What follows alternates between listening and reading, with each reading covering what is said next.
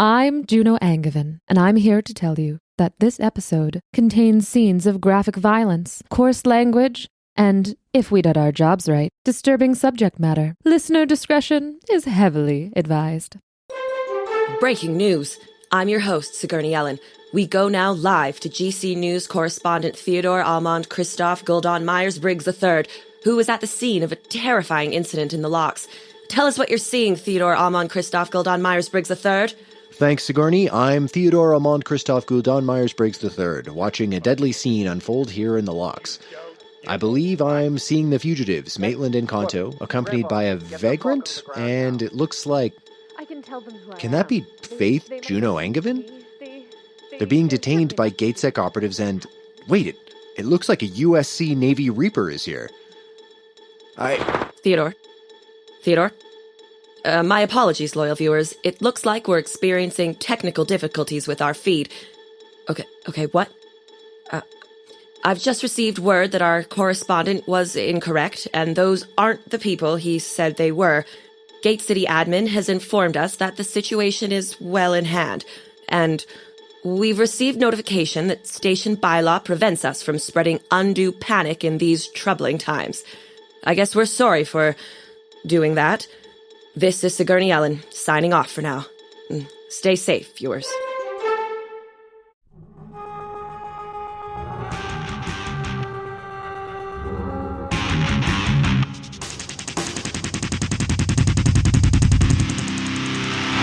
Hello and welcome to The Stars Aren't All Right, a Call of Cthulhu actual play podcast. We are on episode 4.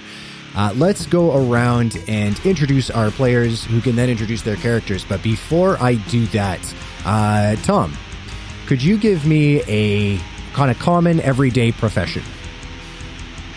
Plumber. Okay. Alex, if you wouldn't mind explaining who you are and your character, but Pyodor is the world's worst plumber because... Hi, my name's Alex Collins. I'll actually be playing Roberta Bondar, noted Canadian astronaut. They named enough schools after her that she was resurrected from beyond the grave, and now she's immortal. And Roberta Bondar would be the world's worst plumber because she's just so goddamn inspiring. Coming after plumbers. Okay, damn. I'll actually be playing Pyotr Gaius Maitland, and Pyotr would be the world's worst plumber because he's already covered in shit, so who's going to hire a guy like that, right? True. Very true. Leah. Yeah, I'm Leah. I am playing Glade Walker, and she'd be the world's worst plumber because instead of shoving the shit back down the toilet, it would be down your throat. That is not a quality I want in a plumber. Any hole will do. Alrighty, Catherine. I'm Catherine, and I'm playing Juno Angevin. Juno would be the world's worst plumber for so many reasons. But most notably, she just wouldn't have the guts to do it. Smart. That makes sense. She cut off a body, but she won't declog a toilet. No, she has lines she will not cross. My name is Tom Kenny, and I am playing Sidar Lift, Kanto. And Lift would be a terrible plumber because he would try and figure out a way of like making a machine that would do it for him, and it would inevitably fail, and then he would just leave. Just bail. You come in, you're like, hey, could you declog my toilet? And he's in there for 4 hours, and you come back and the plumber is gone, and there's just a little robot that's like, why do I exist? And then just starts throwing poop everywhere. And like shoving things down the toilet.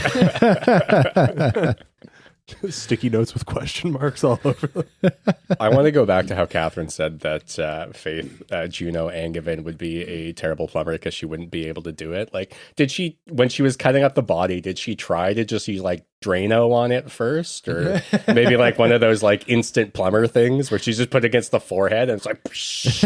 I don't even think Juno would know that instant plumber things exist. Like Drano is not something she understands. is available to her. Plus, it's the future, guys. It's What do you call nano those Drano. things? Nano. What are those Thank God super for long Nano Drano. chain things that you turn? The and- snakes? Yeah. Yeah, you like use the snake down the throat to like pull the organs out. Did you accidentally mummify him first?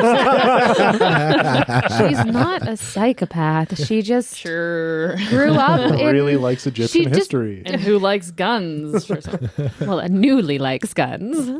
Ooh. Ooh. All right. Well, that is as good a segue as any to get into a recap of the previous session. So, last session, we had Lift, Piotr, and Doug running from the fuzz after decrypting the riddle left by Admiral Kolinar Nox. You got separated shortly thereafter. Lift, you blew up a building kind of by accident, damaging or destroying a Ned Lead in the process. And then you managed to escape through a power conduit. Piotr and Doug fled on foot, evaded GateSec by entering a shitty tunnel, much to Piotr's dismay. Glade and Juno met up at the Church of His Light shelter in the locks, and upon leaving, ran into Da Boys as you exited your respective tunnels, not a euphemism. GateSec operatives closed in on them, almost arresting them all before Piotr alpha-broed them into submission. Like not expecting that. Still reeling. It's about having an abundance mindset. Apparently. That's what the market requires. Indeed. At that moment, a Reaper showed up and gunned the operatives down after establishing that they had spoken to you guys before getting smoked by Glade's rifle blast and Lift's flashbang. Party jacked a car Grand Theft Auto style and then tore ass out of there, shaking the Reaper with the clever application of grenade and violence. Our heroes ended up at Suits R Us, a zero-G pawn shop run by Glade's old buddy Henry, an elder retired Reaper who immediately got taken in by Piotr's astroeconomic bullshit. The boys stole some suits, the gals bought some suits, including some other stuff, including a gun purchase by our resident charlatan Juno, and you made your way to an airlock to travel outside the station. The destination being a 30-ish kilometer hike to the other side. So, in between these recording sessions, I was curious when I was like planning out the mechanics for this, and I looked up what is the longest spacewalk currently that has been ever done. Anyone want to take a guess? Whatever Roberta Bondar did. She walked across all our hearts. Yeah, I think it's like 28 minutes. but like distance, if you had to guess distance. Oh, distance. Distance covered. Tethered or 12? untethered? 12 what? 12 what? Did you just like throw... Bandage. 12 astronomical units. Did I say 12? I said 12 kilometers. Oh, sorry. Oh, kilometers. But 12 Catherine, yeah, 12. So What? 12 kilometers. So we have one guess at 12 kilometers. 500 feet. 500 feet. 150 Wait, meters. spacewalk. Like, for some reason I was thinking like on Mars, but that's not a spacewalk. No. Like just. I don't know why my Nobody's brain ever was been to thinking Mars. That that. little robot went further than we could ever imagine. The moon, not Mars. I mean, The Martian didn't happen. Roberta Bondar's been How to did we Mars. ever get She's Matt just being Damon humble. back? Anyways, no, I changed my guess. I'm gonna say, 500 meters. 500 meters. 150 meters. 150 meters. What I did you stick say? with my previous answer of 500 feet. 500 feet. I think it's like probably 30 meters. 30 meters. Okay, so you guys are actually pretty close. 300 meters is the longest. Yeah, that is. I'm going to trust you. I'm really bad at 900 converting. feet. It's 900 feet. Okay. Well, for a glorious second, you and I both thought you had it. 500 feet. So 300 meters. So you guys are doing, I'm pretty sure, 1,000 times that distance today. Yeah, but in the future. But So, in the like, future. Yeah, and we have Future pluck. where Glade probably would have made this decision if it didn't make sense. No, totally. So I will say, so I came up, I got very excited about this, and I made everyone these cards. Take one and pass it along. Wait, what? So everyone's vac suit has 12 hours of oxygen in it. So what you'll see there is the vac suit. It's basically broken up into hours, and then each hour is broken up into 6 units. So each of those lines represent a 10-minute interval. So, for instance, because this is 0G, if you guys decide to turn off your mag boots, float up into space, and then just try to hoof it, go really fast using 0G. That costs about 10 minutes of oxygen to speed up. And then to slow down will take another 10 minutes of oxygen. If you have a pressurized casing for your gun and you have to shoot it, each round uses the suit's O2 to pressurize it. Each round expends 10 minutes of oxygen. So what I'm going to do now is I'm going to ask, what are folks' skills? So does anyone have a 0G skill of over 40? I do. You do. That makes sense. Anyone else? Blade does. No. I'm going to take your silence as no. Uh-oh. Does anyone have a move of 9 or over? I know for Alex is just staring daggers at me. Sorry, how do we determine move? Just move. sidebar. We should have done that when we were making our character sheet? characters. It's one of the things I don't have filled in. All good. Let me look that up for you. And I think it's on my written one, but it's not on my one here. If strength or dex is equal to or greater than size, or if all three are equal, move is 8. If both your strength and dex are each greater than your size, then your move is 9. So both my strength and dex are less than my size. So your move is 7. So my move is 7. Yeah. Brian, my move is 7. Yeah. Very good. Very smooth. My strength and dex are greater than my size. So your move is probably 9. I have 8 for some reason. I have 9 movement. Are you old? Yeah. Okay, so you might have had to deduct one yeah. based on your age. Okay. Yeah. Which is Because why my I'm- move is 4.5. Because I'm the ripe old age of 39, my move has decreased by 1. Dude, I'm 35, and I feel like in real life, my move has decreased by 1, This game like is at so least. smart. Okay, so you had a move of 9 or greater, and your 0G was more than 40. Then you can move at a normal human walking speed in 0G, which is usually, I think it's the average human walking speed is about 4.5 kilometers an hour. Because most of you, therefore, don't have that experience, your moving speed, I'm going to half the average, well, ish.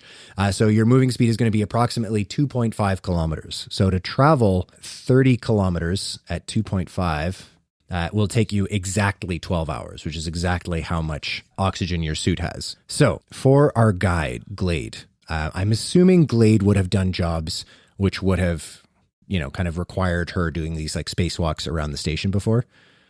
You are correct. Yes. No, it's my first time. Yeah, it's the first time. Yeah. Like he's already doing the math so he can TPK us. I don't think we need to help him anymore, Yeah. So there are a few options. There are a lot of options to get back into the station, and I'm going to list them starting from the nearest and ending up at the farthest. So the nearest next airlock after this one that you guys are exiting is into the locks, which is about 5 kilometers away. The one after that brings you into the Nexus Market, which is 14 kilometers away, but that one is guarded by automatic turrets. The unguarded entrance that you used to get out of the market and into the locks is 18 kilometers away. And it puts you on the Nexus Market, but closer to like on the lock side of the Nexus Market. Sorry, that didn't quite make sense because the next one is the locks, and then you said the next one was the Nexus Market, but then you said the next one was on the other side of the Nexus Market, closer to the locks. So it's not a straight line. So the station okay. itself is quite like broad. So Cool, when I'm cool. describing these directions, I'm not using cardinal directions because it's in space. Right. But there are a couple of different. I was like trying to picture this in my head of like different axes. So like Okay, cool. going So in you a know that. straight line to the docks is like pretty much 30 kilometers, but this is we're talking about like a bunch of different kind of directions to take. I'm mentioning these just in case it comes up for whatever reason, like if something crazy happens, but these next two are more or less, so you know it. You can get into the gardens. It's a detour. It would be out of your way, but that's also about 18 kilometers away. That one is guarded by turrets and a couple of GateSec operatives, and typically a Ned led. Another one, an even further detour, is to get into the promenade, which is where all the rich folks be living. And that one is just insanely stupidly guarded. It would be foolish to even attempt unless you absolutely had to. There are 2 airlocks to get into the Haven, which is 20 and 21 kilometers away, respectively. Those ones are guarded typically by a GateSec operative. Then there is the Works, which is kind of the manufacturing hub of the station. That one is 24 kilometers away, guarded by a turret. There's an entrance to the Naval HQ, 26 kilometers away, obviously, stupidly well guarded. The main entrance to the dockyard is 28 kilometers away, but that one is typically guarded by a Reaper. However, could you make an intelligence check with a bonus dice for me? 23 success. Success, hell yeah. There is a decommissioned airlock that's pretty much exactly 30 kilometers away. Because it's been decommissioned, it's been sealed, so it's unguarded. So it has been sealed. You'll need to get in somehow, but that one will get you directly into the docks, or the dockyard, I should say. And it's the farthest away, but it will bypass all of the checks between the various sections of Gate City. So y'all can do with that information what you will. Does Glade relay any of this information to us? I'm trying to remember it myself. The first one, the locks? 5 kilometers. 5 kilometers. Because there's that barricade up, right? Still? Like there's a bunch of police force? Yeah. And that's exactly. on the end of the locks. So Correct. to get in and out of the locks, you have to pass through that. Precisely. Okay, so we want to get past that. And you're saying that there's one that's close to the Nexus Market that doesn't have a turret? There is, The third there's one the you one that mentioned. you used, basically, when you were bypassing it. So yeah, but And that's brings, outside the locks? that's outside the locks Yeah. in the Nexus Market. That one is 18 kilometers away. 18 kilometers. Okay. Would it be a viable path to try to head there first? Well, want to head to the furthest one with that one being on the way? Or are they like out of the way of each other? I would say, yeah, for sure. I would say that's possible. So You I'd could love definitely to do that. get to the furthest one, but I'm keeping in mind that that's really long. And so I want the one I came in before to be kind of like a backup, Yeah, for sure. to be close by. 100%. So that'd be the route you're taking. Awesome. Okay, cool. Yeah, no, totally. So you guys suit up in the airlock, kind of depressurizes around you. My God. It's beautiful. The door hasn't opened yet.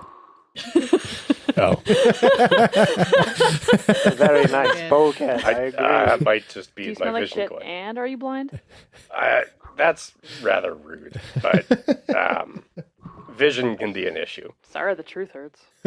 He's not blind. He He's just looks differently down. able. Let's not get into labels and isms and pity.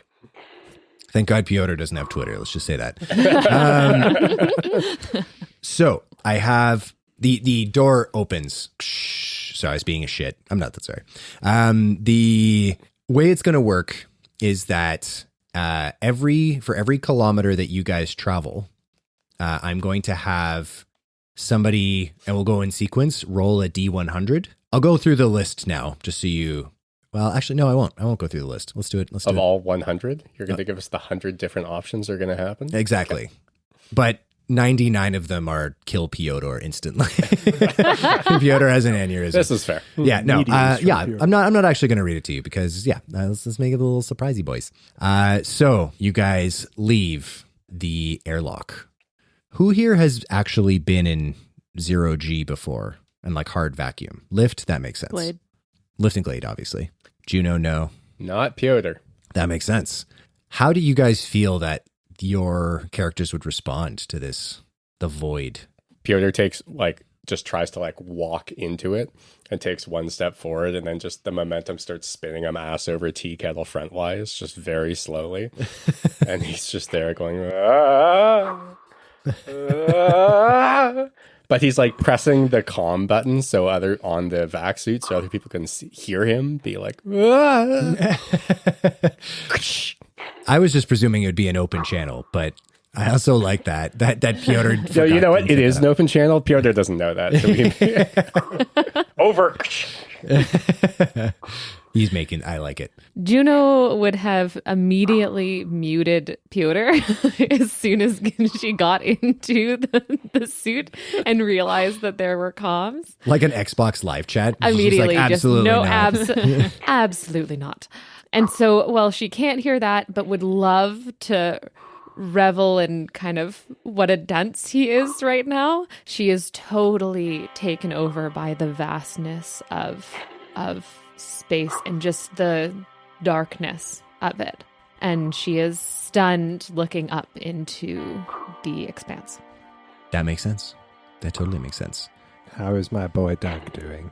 Doug's doing fine. Doug didn't need your help suiting up. As he steps out, he reaches out and like very expertly like kind of grabs Piotr. Not expertly in the sense of zero G, expertly in the sense of grabbing men. But he, that's my boy. But he grabs Piotr, orients him, and then kind of gets your mag boots on and kind of sticks you to the side of the station. Thank you, Doug. Over. It was my pleasure. It was my pleasure, my friend. To our fearless guide, which way are we going? I'm going this way. She points a certain direction. Yeah, we can follow that. That's a direction. Sounds good. Very well. Onwards, compatriots. Over. So Glade double checks that Juno's boots are on and the tether's good. Oh, don't disturb me. It's amazing. It's Oxygen beautiful. is limited. Exactly. So let's go. All right. Sorry, what? You will die. Oh my God! Shut up, man. You brought me somewhere where I could die? Technically speaking, we're all going to die at some point. You may hide sorry. yourself from these truths. More walkie, less talkie. Sorry, you brought me somewhere where I was going to die? I saw that Juno, man do I, like, something, but I Glade couldn't hear puts him. her hands on either side of her helmet, Mhm. like makes her like look at Glade. Uh-huh. Stop talking. Follow me. No one's gonna die. Ooh. Okay. You responded very well to that. I've never heard someone say yes, mommy, without saying yes, mommy. So good. I feel like Juno has some of the same feeling as when she shot that gun. Like, Absolutely. That barrel's definitely still warm. Hell yeah. Okay, so And yeah, after saying that, Glade turns around and starts spacewalking. all right, spacewalking. So for the first kilometer, every kilometer you guys travel, you are going to roll on this table. Elect a member amongst yourselves to fall on the sword and roll a D100 for me. I think our fearless guide has to roll the first D100. All right. Being the most responsible for what's happening at this point. 81. 81. Okay. 81. Could you roll a 1d4 for me? 2. 2.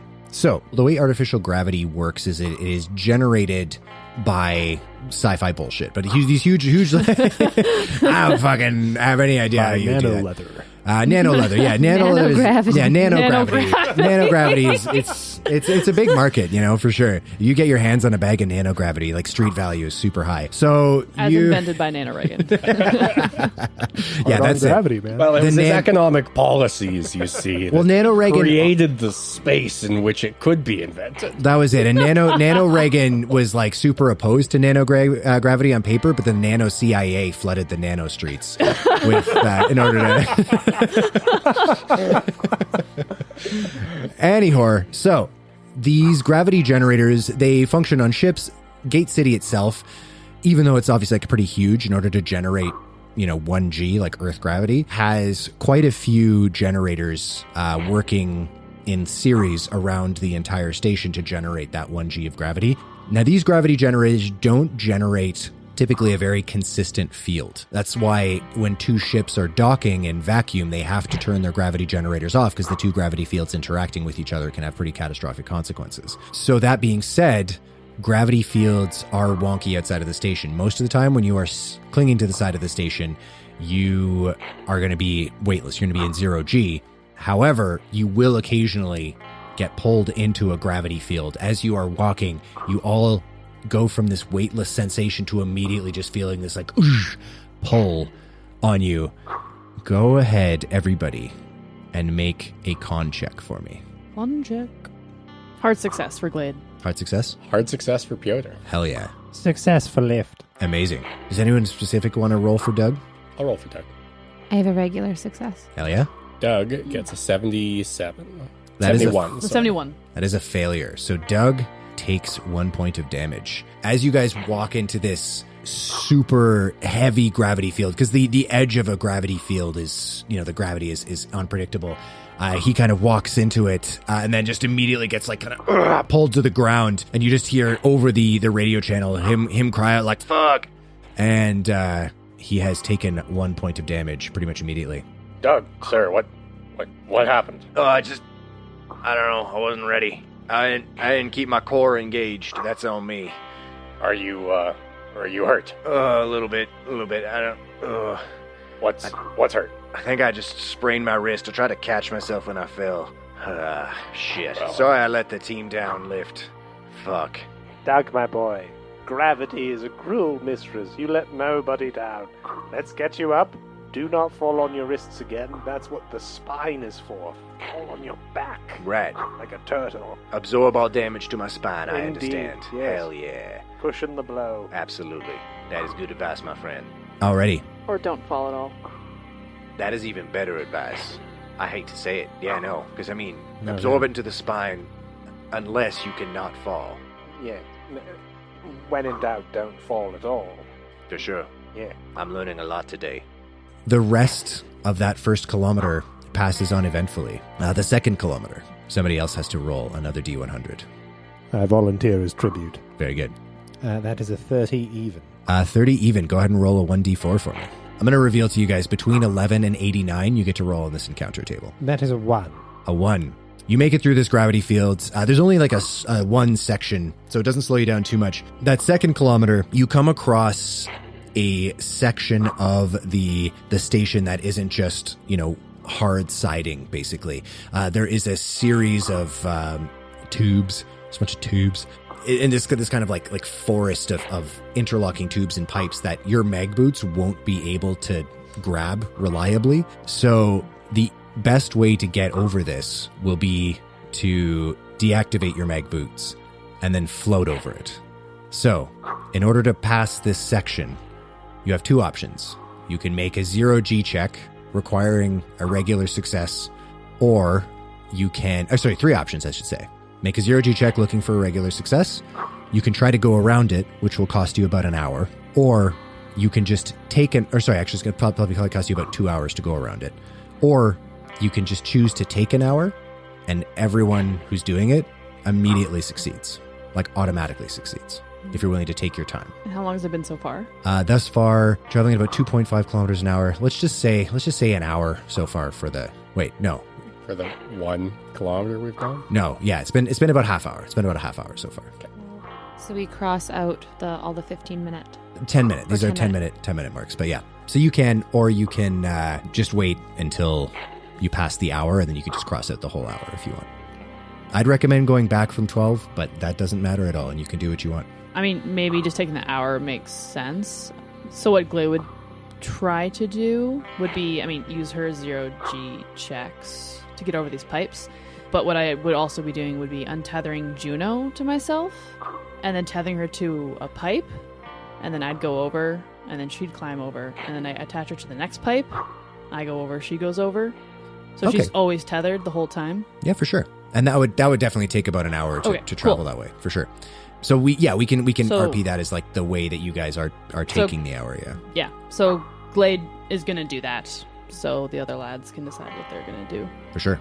Glade and Juno doing this kind of tethering leapfrog. What are the boys doing? Lift good, sir. You don't happen to have like an extra tether on you or something? You should have a tether with your seat. Oh, that's what... Okay, Yeah. I thought this was just a fun wasn't tale. It wasn't a belt to signify your rank in some sort of system. Well, I thought maybe it was. Mine was blue and all of yours were red, so... Blue is for beginner. That's why it starts with a B. Let's tie you up to the pipe, and then we'll all walk across very slowly. Okay, So when you that say you- tie me to the pipe, what... That's what the tether is for. Oh, okay. Yes. Right, like connect. Again, Okay. not a belt. Okay. All right. So Yes. I'm going to connect this tether to this pipe here. Yes, and Just then do as I'm doing. Right, but you're floating in space. no jumping in space, Piotr. No jumping What in space. Juno's though. doing. God. Yeah, we're going to tie ourselves to the pipe, and we three are going to walk at your pace across the pipes. Okay. Yes, very important. The reason we're tethering you, your boots aren't going to work well. So That just- makes sense. yeah. I'm I'm rather new to boots. I know. You're more used to boot. So this is a boot mindset? It's and not twice as much mental load, I'll say. It's very difficult. Truly is. So focus on that boot mindset, free yourself from the weight of boots, and we will just walk across the pipes together. I appreciate it. Okay, I'm ready to go. All right.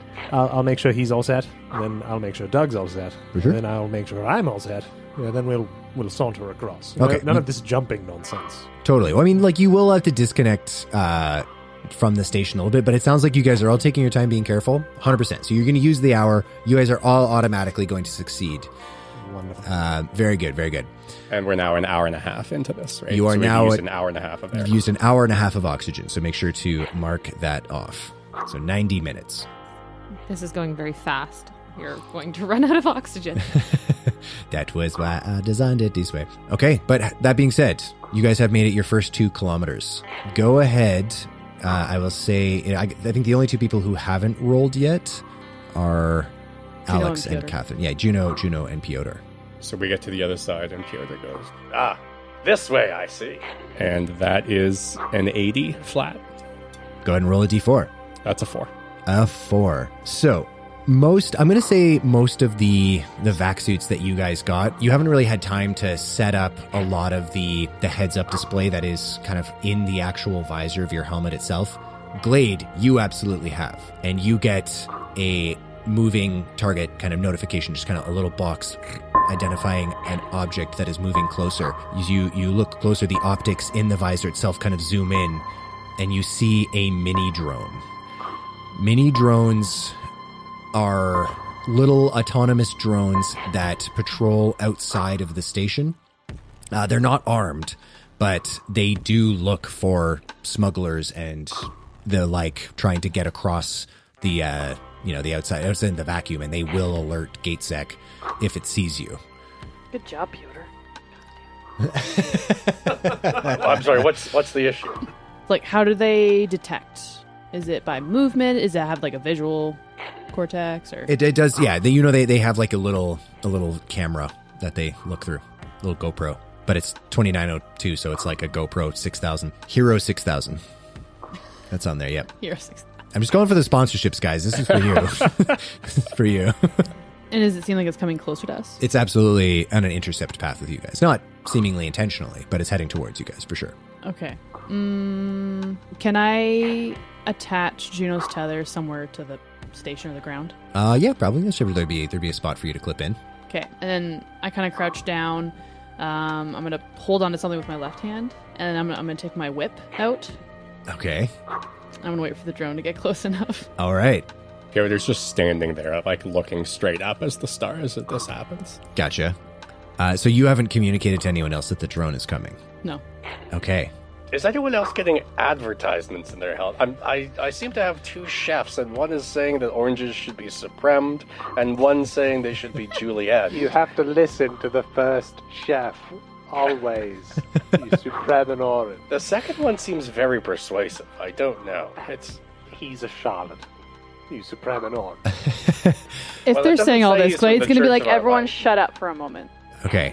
Glade, go ahead and make an intelligence check for me. And would it change your opinion if I told you this? The mini drone is like flying. It's like above. It's not like walking on the surface. It's like flying above the surface. But would it be in like distance? Like, is it super high? How far does your bullwhip reach? What's your range on that? Do you know? It's 10 feet. It would definitely be higher than 10 feet. Okay. It would be 11 feet.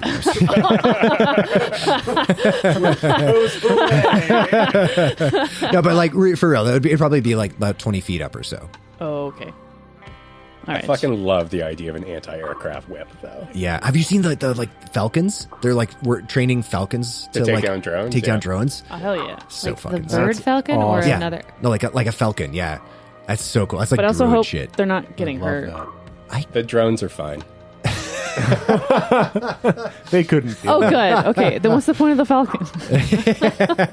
Yeah, exactly. The Falcon's not doing the job. Okay, but yeah, so I don't know if that would change Glade's plan at all. Yes, because if I can't reach it, then I won't be using this. Totally, yeah. Fuck, I forget your name. Mr. Accent. I think Yes. she's talking to you, Doug. No, Yeah, no, no, no, absolutely. not Doug. The other I'm one. here, ready. Oh, not Doug, not me. It must be Piotr then. Piotr, yeah. Yeah, for the last time, my name is Assistant Associate Adjunct Tutor Probationary. No. Oh, Lift. Hello. Lift. Right. You like throwing things. I do like throwing things. We are in 0G. There's something romantic about that, though, knowing that if you threw something, it would just keep going forever. It That also is wouldn't have much speed. That is to our advantage. Do you have anything you could throw on you? So many things. Yeah? Yeah, Okay. I have rocks. Look, there's a drone coming up ahead, and we're fucked if we don't avoid it. All right. So I need you to throw something past it in its sight that it will follow it, hopefully take interest in it, and we can walk by. All right. That seems very doable. I gave Doug a gun. Doug, I need to throw your gun. Doug pulls out his little 38, which was absolutely not in a pressurized firearms container, and he just kind of floats it over to you. Grab that. It should be bigger than a rock, and it might actually track it. You want the shot? I will do as the... Shot. I will do as the scary mask lady says, and throw Doug's gun to distract the incoming tiny drone. For sure. Yeah, 100%. I think 0G would actually probably make throwing things more dangerous than less, because they wouldn't lose momentum. It wouldn't have a trajectory, though. It wouldn't have a trajectory, no. So it would be Yeah. more like straight line kind of thing, which I guess, yeah, if you're used to throwing in gravity, could be a whole thing. But knowing that it's 0G, I'll just launch it directly through its island of sight and hope that it sees it cutting off the station and veers away. Yeah, for sure. Okay, yeah, go for it. Throwing away. That is the most extreme success. That's a 2. Holy shit.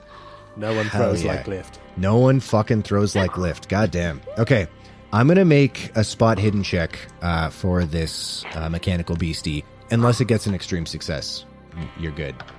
Oh my god. No, I didn't roll an extreme success. I knew you were lying. Yeah. Nah, so 100%. You just huck this firearm off into the void. In your heads up display, you see the drone just kind of like stop, register it, and then just like kind of beeline towards this gun, which is going off in the opposite direction. Cool. I Well done. That was... retether Juno to myself Thank you, Professor. and signal. Let's go. Let's keep going. I am both so upset and so thankful I am here with you, Lift. Why would you be upset? We're going to die. Only if we're out here for a long time. We're going to die. That's what Saul teaches. We all die eventually. That's why Saul's here. I'm also confused about this. You worship a religion whose Why is- symbol is a man nailed to a tree. How is this the first time you're dealing with the concept of your own mortality? She's rich. You know, that's what it is. Piotr and Lift just walk that off is. nodding in their spacesuits. Sorry, was somebody talking? Just got it muted. Speaking. So, Piotr. What has Piotr done with the book? So the book, the Liberum Dementi from the Belendi estate, is currently rather fetchingly filling out Piotr's crotch in the spaceship. How did I know you were going to say that? Oh, man. I should have, and that's going to make this next bit real good. He's got one of those legendary square wangs. And still, it doesn't make him any more attractive. I mean, what woman would not want a cube? All right. And anyway, These women. yep. It actually rubs quite nicely against his underpants, which are also leather. I'm definitely also picturing the Necronomicon from the Evil Dead series, where it's just full on a mouth. That's why he looked at it and was like, I know where this is going. All right. So that was enough comedy. Let's get into the horror. Could you go ahead and make a sanity check for me? That was horror for me. That's fair. That's horror probably for a lot of our That listeners. is a fail on a sanity check. Okay. Go ahead and roll 1d6. 4. 4. Okay. You take 4 points of sanity damage. And I swear I didn't know the book was in your crotch when I wrote this. The book begins to you at least emitting this rhythmic thumping. Are you into that? Nobody who likes that one though. Yeah, you're right. Sorry. It's all about tempo.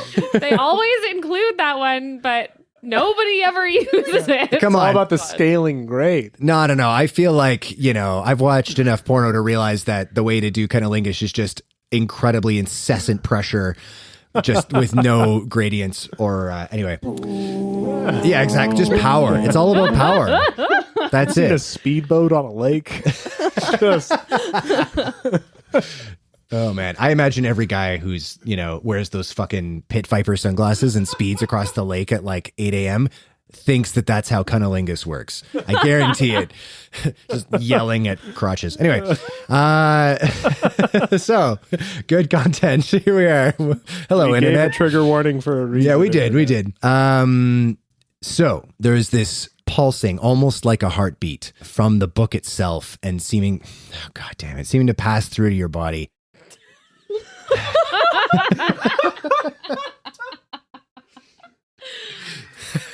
Continue. Shut a fucking note and be on your dick. All right.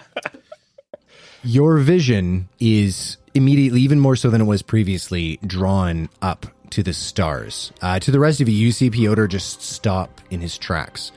And he just stops and looks up. And there's one star in particular that you seem to pick out of this myriad, almost impossible to count field of stars. And as you focus on it, all of a sudden you feel this sense of vertigo, as it almost feels like your awareness leaves your body and your mind is pulled towards that star. That star itself seems to just rush towards you as space itself seems to break apart into angry red shards, your reality kind of like shattering around you. You take 4 points of sanity damage, and you are paralyzed for 1 hour.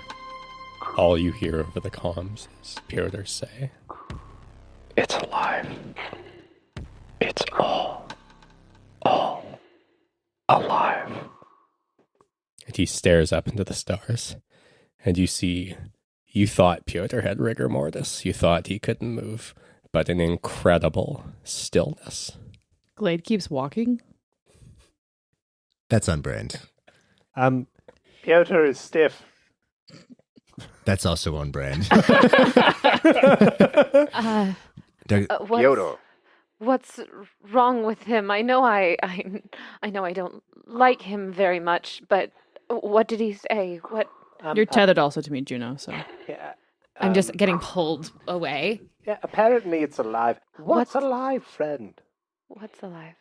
There is no response from Piotr. All right, Dougie boy, we are going to tie this man to ourselves and drag him through space, like we are a carnival ride for which he did not pay. I respect the hustle, Piotr. Let's do it. Yeah. Absolutely. You two, you tether Piotr up. And I disengage his mag boots so that we can just pull him through space while he stiffens to the reality around him. Alrighty. We'll see you guys continue. That was the first kilometer. Second kilometer. I believe it is Juno's turn to roll a D100. Alrighty. This is probably the most, gamey that this podcast has been so far. So far, yeah. Yeah. It's good. I like the inclusion of different mechanics. Juno rolled a 34. 34. Go ahead and roll a D4 for me. 2. 2. This time, watching for it, you guys know to look. You see another high gravity field. This one, it looks like, knowing that you can be prepared for it, you can go through it without potentially taking any damage. But just like the readouts, especially on Glade's HUD that has already been all set up, and she's set up all of her subscriptions and signed in and everything. This one, you can see that the gravity field is much higher, but you can walk through it. It's just you will be moving through it at half speed. Or you can try to 0G check over top of this little gravity bubble. Question mechanic-wise. Mm-hmm. If I'm 0Ging with someone or kind of for someone, I'm trying to help someone do it, how would that look mechanically? Would I be doing it at a disadvantage? Would I be doing it Yeah, I would say Or does it'll it depend. ultimately matter what they roll? It would kind of depend on what you're doing. So yeah, if you were just using your thrusters, what I would say is actually, I'm not going to actually give you disadvantage, but if you're activating your thrusters to do a 0G maneuver, instead of it taking like 10 minutes of air, it's going to double the air. Because if you're just like, well, you don't use your thrusters at all, Juno, because then she might be putting you on like a weird axis or something like that. But it'll just take double the air to move the two of you. So it'll be still same 0G check. So no dice penalty, but it'll just use more of your resources. Does that make sense? Yep, that makes sense. Sorry, other question. I do have an extra oxygen tank. Would I have that with me? Is that possible to carry, or is that kind of something you'd have on a ship and then... I feel like just with the amount of like moving and running around that Glade has been doing, we were kind of like, we were happy to handwave Glade having her vac suit in her go bag. I don't think she'd also be able to have a spare oxygen What tank. about grabbing it at the shop that we're at? Like, I'm saying, can I hold two at the same time? Go ahead and give me a highs or lows. Lows. That's an 11. Hey. I'll say if you didn't bring it with you, you probably would have picked one up that would have been something that Glade probably would have done, was pick one up. Just make a luck check for me, just to see if they had one for sale. A success. A success. Okay. Yep, for sure. We'll say that you could have picked one up and then brought it with you to the airlock. Cool. Thanks, amigo. All right. Yeah, I'm gonna use my thrusters. All right, Juno. Yes. We're gonna do a little jump. Oh, like... All you need to do is close your eyes Okay. and be free. Oh, okay. We're going up there? Yes? Yeah. Oh, this is quite beautiful. Yes, exactly. Piotr slowly spins towards Juno and just shakes his head no. I want to get as far away from this man as possible. Let's go, Glade. Me too. Okay. Go ahead and make a 0G check. So this is going to use... this is going to be a regular maneuver, and it's going to take 20 minutes of oxygen to do so. Extreme success. An extreme success? Hell yeah. Okay. On an extreme success, we'll negate that extra cost of oxygen. Just because that means that Glade did that so well that it was just incredibly efficient. There was absolutely no wasted thrust, perfectly calculated. So mark off 10 minutes of oxygen, an extra 10 minutes. But yeah, otherwise pull it off flawlessly. Du Bois. Has Piotr recovered from his stiffness? I would say at this point, probably not. Piotr is still catatonic, which actually might be of a benefit. It might be. Does seem like an advantage. All right, Doug. Piotr is still stiff as a brick. We are going to have to jump as well. I'm not very good at jumping. Are you good at jumping? I've done it before, but it's been a long time. Okay, Dougie boy. You're on point for this one. We have to get you, me, and Piotr across this bubble of 8. Because if we fall into the bubble of 8, Piotr will surely shatter his back. Yes.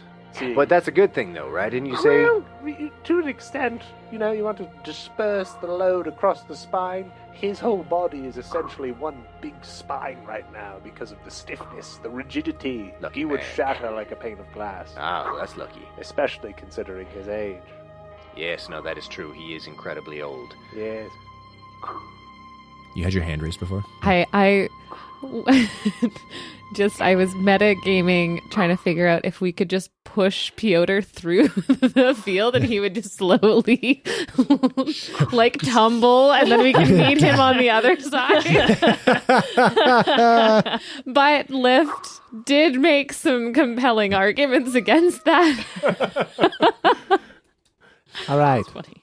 You guys, yeah, so Doug comes up to you and he says, All right, so my understanding, this is kind of like a rescue maneuver. We should tether each other. It's been so long since I practiced this. Yes. I believe You and I should be tethered. Yeah. But then we act as the thrust to move Piotr through space Yeah. over this dome. Very Gravity. good. Do you have any 0G training? Not really, no.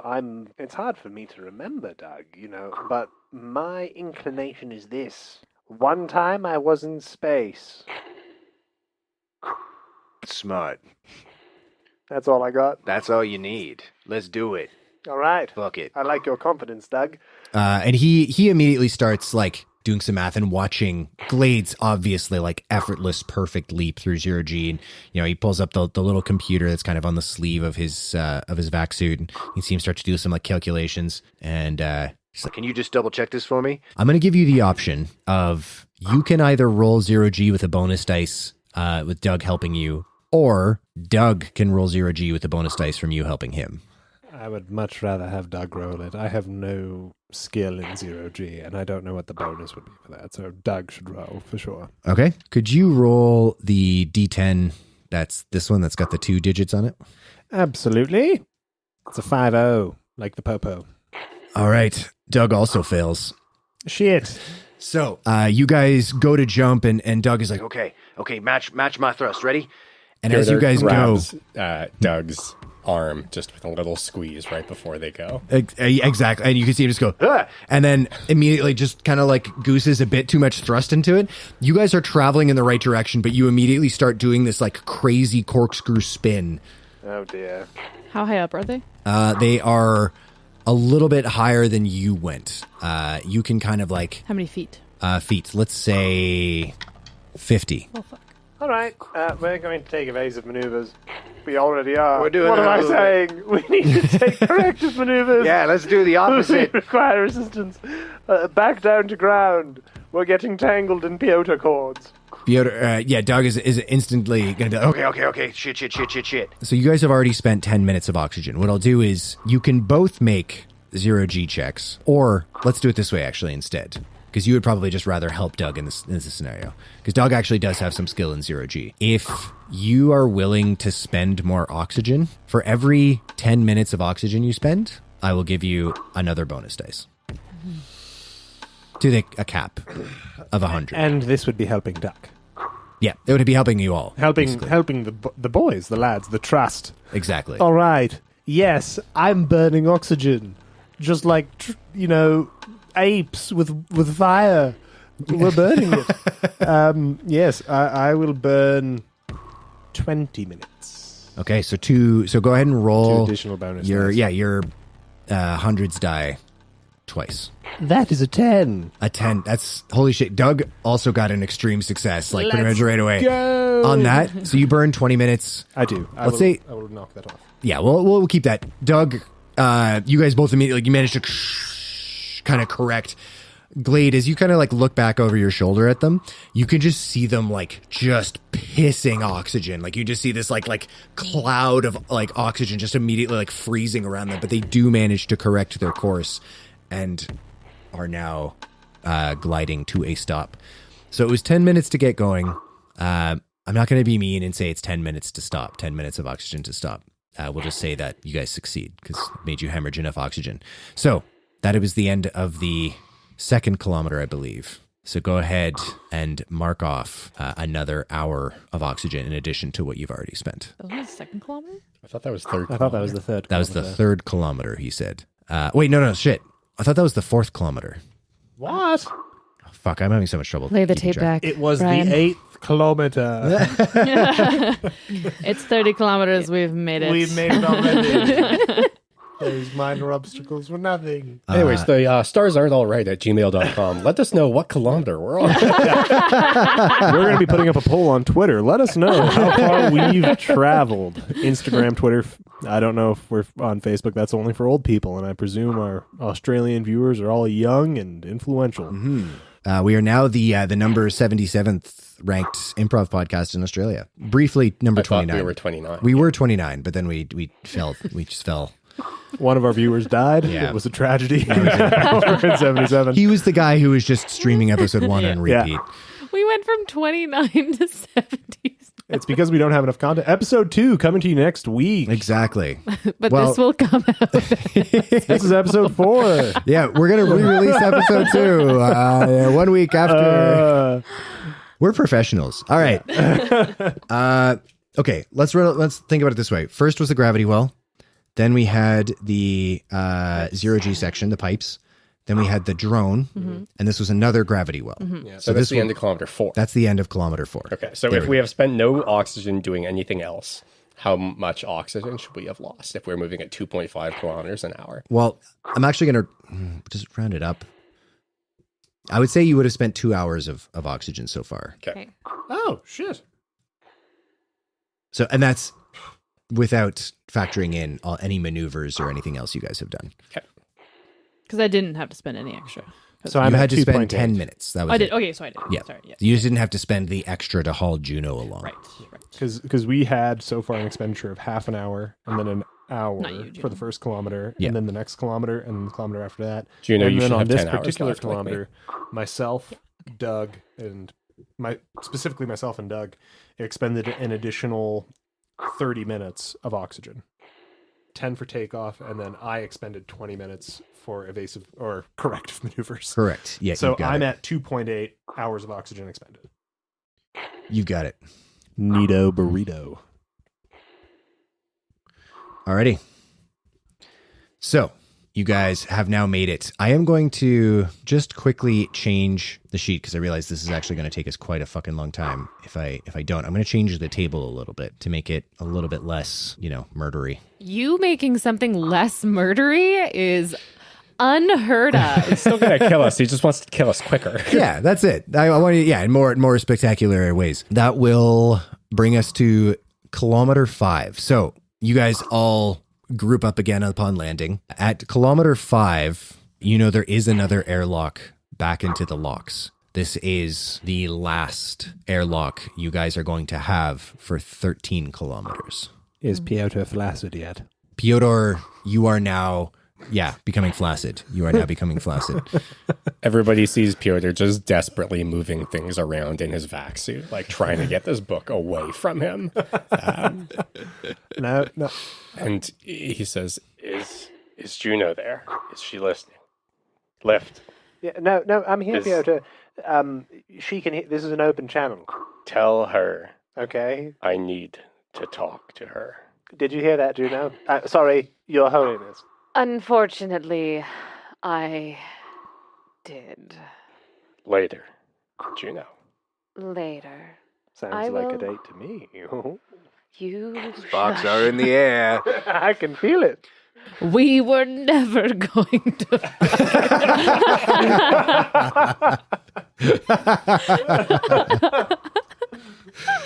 Hell fucking yeah. So you guys you're bypassing this airlock? Mm-hmm. Okay. We're continuing on. Hell yeah. And that's what will go on your tombstone. So, Blade, I can we... should have asked, where are we going? To an airlock. How far is it? I presume these have limited air in them. 13 kilometers. Very well. Alrighty. Whoever would like, because now I believe everyone has rolled, go ahead and roll another D100 for me. I'll go again. 88. An 88. We are all about the 80s. You guys are. 89 is what you Video needed to game. get No. out of the encounter table. Running up that. Go ahead and roll a D4 for me. 4. 4. Doot, doot, doot, doot. Another mini drone approaching. Now, that being said, because you guys are near where an airlock is, it's not like flat station side, right? Like there are, little kind of valleys, artificial valleys, where pipes and shit are fucking going under shit. You know what I mean? You can hide places. What I'm getting at. Picture like an industrial level in a first person shooter. It's like that. It's like that. Can you guarantee another distraction? We got another drone Almost coming in. certainly, but I'm out of gun. You got nothing else? I have rocks and a large knife, but that's the only one I have. I don't want to throw it. How big a rock? A pebble size. It's very shiny, though. Does anyone else have gun? I might have procured a firearm. What? See, this is where faith comes into play. She felt the words of Saul penetrate her brain, and she Fucking said, I throw will her buy gun. a gun. Do Faith. not throw my gun. Faith, I require your gun. I will not give you my gun. Why not? It's I'm effectively shooting it. I can't believe you guys just have a pile of pistols that you're socking, literally throwing into space. The Jesus best Christ. distraction I have, it's all I know. Look, she should not have a gun. Lift, I am not giving you my gun. I have What if I trade you? I'll give you a rock. A shiny rock. I have an MRE, but it's inside my vac suit. We can't really All right, open that. Glade looks around for somewhere to duck. Yeah. Faith, last chance. I need gun. It does look like there is a No gun. Do you have a Bible? Something outside your suit I can throw. I do have a Bible. I require the word of God. It will save us. Bible or gun? This is a crossroads for Juno. Bible or gun? If Oxygen she's- and timer ticking, please. Juno hands him the Bible. I take Bible and I throw it at the drone. Make a throw check. Piotr's going to hide in the meantime. Okay. And yeah, Glade starts pulling Juno towards a place to hide. That is Okay. a success. Success. Okay. Go ahead and make stealth checks for me. That was just a regular success? regular. Okay. Just a gotcha. regular success. Fail. Fail. That is a hard success for Piotr's stealth check. Hard success. Okay. Juno, go ahead and make a stealth check for me as well. I got a success. A success. Okay. So one fail, hard success, success, and then you are throwing. I'm throwing. So what we're going to do is we're going to do a contested. We'll see if those matter. Those stealth checks matter because we're going to contest a spot hidden check from the mini drone with your throw check. So he has Let's to see. beat a regular success. He got just a regular success. So on a tie, I did say he had to beat a regular success, but I did just make that up in my brain. So let's Your words do- are canon. Are they now? No, they wait, now? no, wait. Please don't say that. No! I'd rather not have that happen. Let's just do rollies. Let's just do whoever gets lowest on a D100. I'm not even going to look at it. Fuck yeah, I'm not going to look at it either. Yeah, you ready? Then the rest of this podcast Bring it on, will big just be boy. staring at each other. They are staring Juno, deeply what into did each I other's roll? eyes. Brian, what did you roll? Ah, I got him. That's a power move. I rolled a 58. We have a 65. Shit. Oh god, that was close. That's actually very close. You huck the Bible, and you can see the drone kind of like in your heads-up display, which I imagine by this time you would have kind of like optimized a little bit anyway. You can see it kind of like look at the Bible, like track it, but then immediately scan back to where it is obviously kind of calculated in its dumb little robot brain where the Bible is coming from. Is it because the drone's Mormon? And it's just like, that's not the real thing. Yeah, that's not the word of Joseph Smith, I want to say. Yeah. Exactly. That's it. Mormon drones. That's how the future be. We're fucked. Terrified. It is terrifying. So fucked.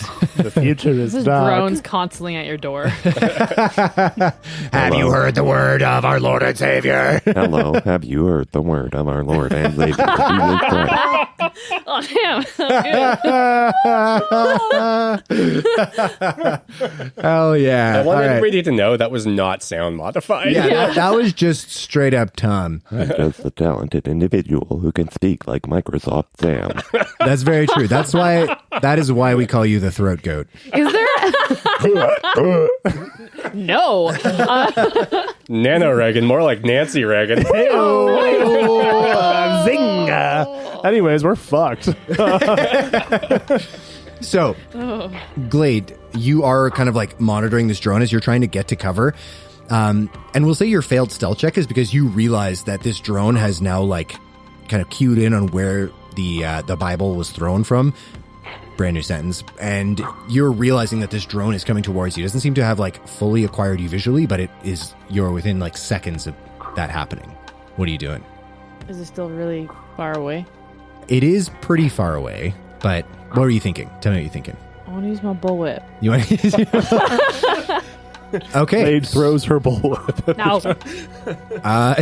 Just like hucking all of your possessions into space. Hell yeah. Equip the investigator in the Keeper's Handbook. Warning, your players might huck all of their possessions into space. We'll just randomly hit Bibles and guns when we're like flying later. Yeah, that's coming Throwing back. the entire state of Tennessee at this drone. Yeah, if you guys did have a copy of the U.S. Constitution, though, honestly, it would be like fair. Fair is the next thing to throw. We're going to steal the Declaration. Does Doug have a bottle of moonshine we can chuck at it too? Actually, probably. And he just has it outside of his vac suit. Of And he course. keeps like, it can Yeah. into his visor as he keeps trying to drink it. Oh God, this is problematic. I did not foresee this. I cannot make the liquids enter my body. Oh man, I I honestly will surely die of dehydration. Do we actually have to make a new clock for Doug and him going Sobering into, up, yeah. sobering up and then going into withdrawal. you got to do a thing. You could, okay, if you want to like super anime move, like 0G jump at the fucking drone and try to bullwhip it out of space, you know I'm going to let you do that, obviously. But I would say that would be a hard maneuver to go fast enough and hard enough to basically get to it before it could like send the alert to the station. So you need a hard success on a 0G check, and then you still have to make your brawl check to do it. Or if anyone has a pressurized casing for their gun, they could just try to shoot at it. I don't have a bullwhip, but I have knives. I can just throw more things at it. For sure. You did just do a throw check, so I will need something from somebody else to like do something to set you up for that. I'm waiting to see what happens. I just threw a Bible. Right. Surely God is on my side. Sorry, you had knives to throw the entire This is time? what I'm stuck on. It's just like, Yes. quick, Juno, give me a Bible. Well, knives are very small, you see. Wouldn't really catch it. Flawless logic. Would if you threw a book in space, Would it like flutter? Yeah, I would don't it think flutter so, and open right? up? No, because there's no air resistance. Well, I mean, I don't know if it's like air resistance necessarily that make it open. It probably depend on which part of it you threw it from. Because if you threw it from the spine, then like the inertia and momentum might like exert on it a certain way that might like cause it to open. But I like he just grabbed one cover it and then threw it, and that's why it opened. And he was like, I shouldn't have done that. Oops. That was not the way to throw something in a space. so yeah, what are you guys doing? I think Glade and I are hiding. It's the first time in either of our lives where we're looking at each other like, good idea. So you three could potentially hide. We need a distraction? Well, Wait, it's the do thing I is, still have an opportunity to hide, even though I still failed at stealth? you failed, but he got a hard success, and Juno got a regular success. So I'd say that kind of covers you. So you could still like do something and then get to the hiding place, and it would still count it as a success, if that makes sense. Okay, I'll still try to hide. Okay, yeah, for sure. Okay, go ahead and make another stealth check for me then. Lift. I'm going to give you the option. You can try to huck something at this fucking micro drone, nano drone, if you will, or you can try to hide. But you're down to the wire. You can do one or the other. I'm not as good as hiding as I am at throwing. I'll go back to old reliable, produce an actual weapon this time, and not something large enough to distract the visual cortex of a being, and go for the kill on the little drone. I'll use a medium knife. A medium knife. What's the First damage on off, a medium knife? Bible is a weapon against ignorance and sin, so... Yes, well, I presume this droid is free of sin. Clearly it ignored the Bible. Yes. Well, let me pull up medium knife. Technically, medium knives aren't supposed to be thrown, but seeing as how we're in space... Yeah, you're in space, 100%. A medium knife is 1d4 plus 2 plus DB, or bonus damage. I don't know if you have a bonus dice, or bonus damage. I do not, because of my size. My bonus damage is 0, Yeah. so it's 1d4 plus 2. Gotcha. So usually at the range it is, you would get a penalty dice. However, you are in 0G, so I am going to not give you that penalty dice. I would also like to activate my combat cortex To get a bonus dice. to get a bonus dice. Hell yeah. Okay, spend your magic points. Magic points, by the way, regenerate at about 1 an hour-ish. So if you're curious, if you spent magic points and you're like, I don't know how long it's been, ask me and we'll make up some bullshit. I presume since the last time I used it, it's recovered. I didn't expend many magic points to do so last time. Fair enough. So, here we go. Oh, mother dearest, that's an extreme success. Holy shit, that's a crit. So on a crit, you get the maximum possible damage, which in this case is 6, and then you roll and you add that again to the damage. Booyah! So a d4 in this case? Yeah, d4 plus 2. That is a 5 total. Holy shit, so that's 11 points of damage. Yes. Nice. You, watching this thing, you kind of like, what does the medium knife look like? So I always pictured my large knife to be more of a kukri type thing. Hell You know, yeah. something I can hold in reverse grip very comfortably. For sure. My medium knife, unlike my throwing knives, which I presume to be like that of a throwing knife, very small and narrow, I presume my medium knife to be more of a double-edged combat knife, similar to something that, like a K-bar knife, but double-edged, something that could have better properties of throw. Yeah, for sure. That's how I always picture it. Totally. So you just kind of like line that up, and then the HUD interacting with your cybernetics is kind of like this interesting thing. There's this weird double image for a second. It's like basically two different artificial things are trying to like enhance your vision for a moment before you correct, and you just throw the knife, and your HUD immediately just zooms in and is like tracking the knife as it's like tumbling through space, and it perfectly impales the camera of this drone. And you just see it immediately stop as the two momentums meet, as the drone just kind of breaks apart, and its bits and pieces just kind of like floating through space as you've completely destroyed it. All right, I go to wipe the blood from my nose, and you hear across the glass of my helmet. Ladies and gentlemen, that's not going to happen again, most likely. Good shot. Thank you. I throw things. That was an extremely good throw. I still don't understand why you're called lift instead of throw, because I rob people. Oh. That's what money. we guessed anyway. Yeah, no. Sticky fingers, lift. Bit of a Right. kleptomaniac. Hence the Okay. shiny rocks. Good to know. Do the Not sticky fair. fingers help with the throwing? It does. Okay, thank you. You're welcome. No further questions. Your Honor.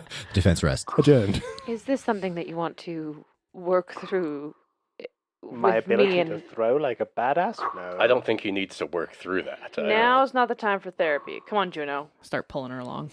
I think you might need some therapy. I love this That's idea fine. that like Juno is just being taken for a walk, like a particularly recalcitrant dog.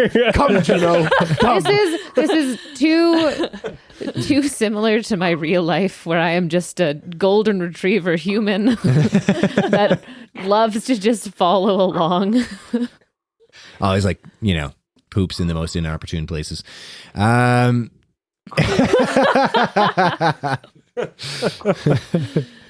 Well, on that note, go ahead and mark 30 minutes off of your oxygen and make the roll for your second kilometer. Whoever. I'm pretty Didn't sure make we're at kilometer 6 now. Yep. You said second. But I meant like of this chunk. I just For our worded it poorly. 60th Okay, kilometer. I'll roll for this one. Superior recovers some of his composure and takes a step towards the next platform. That's a 19. A 19. Hell yeah. Uneventful kilometer. Go ahead and mark off another half an hour. Just for you, Keeper, I am removing one of my 3 medium knives from my inventory. Thank you for that. I appreciate your honesty. And so we're now 7 kilometers in? Yes. All right. Whoever wants, make another D100 roll. I can do that. Glade, I don't suppose we'll be taking a rest anytime soon. We're not. I was trying to roll a d4. Like, this one's very pokey in my hand. Nice, ladies and gentlemen, nice. Is it 69? Of course it's 69. Yeah, nice. And I thought I'd be under. Go ahead and roll 2d4 and take the better results. By Do I have better, you advantage mean- because it's 69? Yeah. Yeah, baby. But the joke is that there is no better result because it's all bad things. Well, they're both 3. They're both 3. Amazing. Everyone feels a book appear in their pants. Oh, God. Lethal radiation. You guys, as you are continuing on, you do see what looks like a series of vents. All of your heads-up displays immediately light up that area and identify that as an area of lethal radiation. Basically, just kind of like from the generators, the reactors of the station, they just pump it out into space, which, not really a problem if you're in a spaceship, but if you're in a vac suit, and your vac suits do have some like radiation protection built into them, but just not this much, basically. So you have the option of going around it on foot, probably be about an hour, if I had to guess. There's no way for us to know for sure. Or you can make a 0G check, regular success, to try to jump over it. 0G. 0G. Says the person who can be Zero literally G. dragged through 0G. It turned out great for me last time. This is true. You know what they say, boys. These boots were made for walking, and that's just what they'll do. I'm going to agree with Lift here. They paused the cooking show I was watching to bring me an important safety announcement with respect to these vents, and it says they're bad. I think we should go around. Very targeted TV. I love it. Piotr's, you're going to find out later that Piotr's vac suit has just been came preloaded with hundreds of hours of home and living podcasts. And Welcome back to HGTV. Nano HGTV. No, HGTV. Will his joke ever get old? It got old episode 2. You guys like Martha's Space Works? I'm here with my friend Snoop Dogg. Nano Snoop Dogg. Glade has a little bit of a bad feeling about it, and so she's going to walk around. Okay. Yeah. Go ahead and so mark off an hour this time. What are we at? We're at 8 I kilometers. personally are at No, but 5.3 hours hours. of expended oxygen. I have expended 4 hours of oxygen. What? Yes, because I have not used any. Yeah, I'm at 4 hours. If you haven't expended any extra, then you should be at 4 hours? Yeah. Okay, so I'm 4 hours and 10 minutes then. I've done my math wrong. I've only expended I think you might be a additional half hour ahead of us, so Yes. I would take a half hour off of what you've expended. Yes. Should be at 4.8. Alrighty. That was kilometer 8. Go ahead and roll for kilometer 9. Juno. Oh, wait, no, you just did that one, right? Okay. I think Lift. it's not my turn, I think. It doesn't matter. 8. Woo! 8. Hell yeah. Uneventful. Uneventful kilometer. Go ahead and mark 30 minutes off. Yeah. Yeah, boy. All right. Don't include Wait, that. all I'm saying is we must Yeah, boy. have gone Oh, that's very going. far. That's going on social media. Sorry, go ahead. Wait, all I'm saying is we must have gone very far, and we're very tired, and I need to talk to Juno. Maybe we can have a rest soon. No, you're not going to talk to Juno. I can Not make... till we're at a 0G. Okay. 34. 34. Hey, you know what? Just for fun, you know, it'd be fun for you to do. Yeah. Just roll a d4. Oh, dang. Just do I it. was just thinking that. I'm like, dude, wavelength. Same way. 2. A 2. Another gravity field. You guys know the options, I think, at this point. How extreme does the it. gravity field look? It looks reasonably extreme. For being honest. What? That's in... Reasonably extreme. It doesn't look extremely reasonable. it does not. That'd be better. It's worth noting, too, that in the year 2902, that is the most popular flavor of Doritos. Is Extremely reasonably reasonable. extreme Cool Ranch. Extreme Cool Ranch. Extreme Ranch. Nice. Yeah. Okay. It took on a different meaning since the Cool Ranch Wars. You know? When Ranch was at an all-time low. Yeah. So you're going to jump it?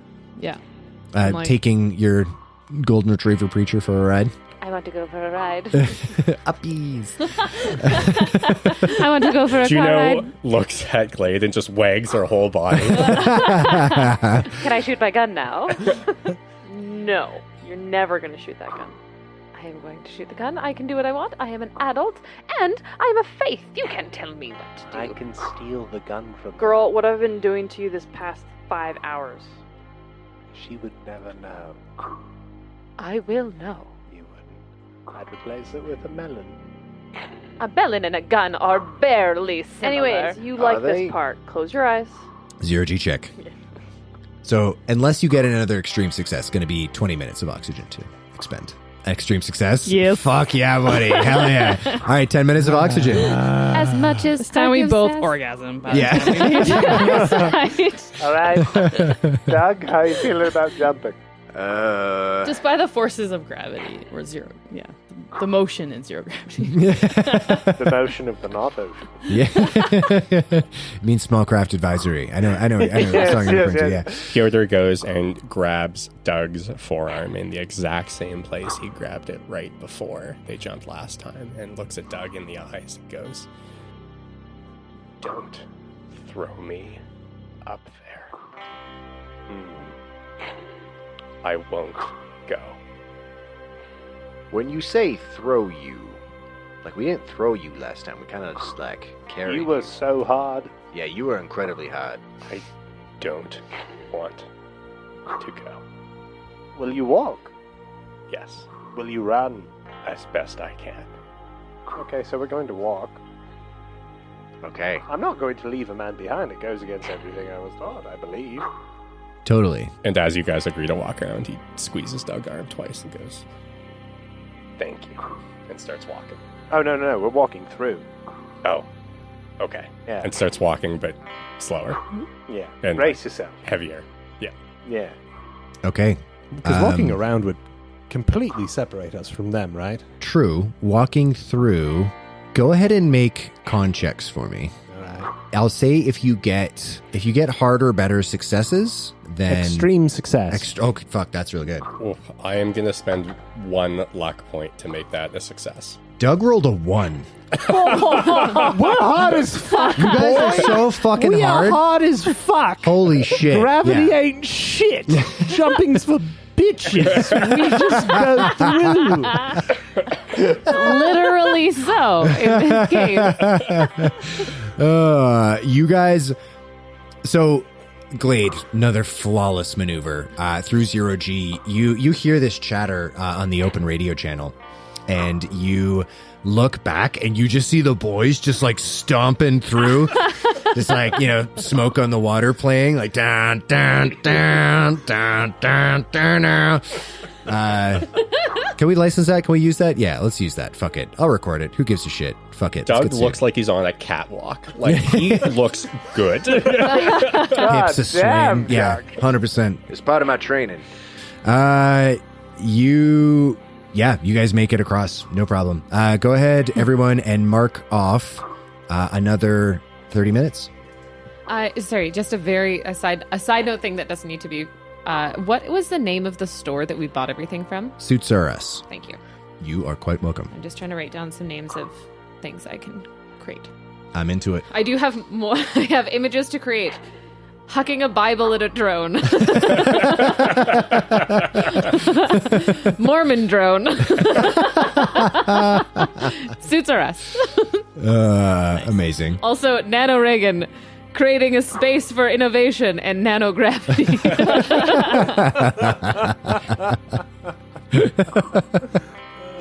Oh, fuck me. In case you need to know why I'm quiet sometimes, it's because I'm thinking about this bullshit. Amazing. I mean, I feel like bullshit is the name of the game. I too am always thinking about Anna Reagan. He lives forever in our hearts. 87. 80 with fucking the 7. Good fucking God. All right. Yeah, gravity. go ahead and roll a d4 for me. To see how many drones show up.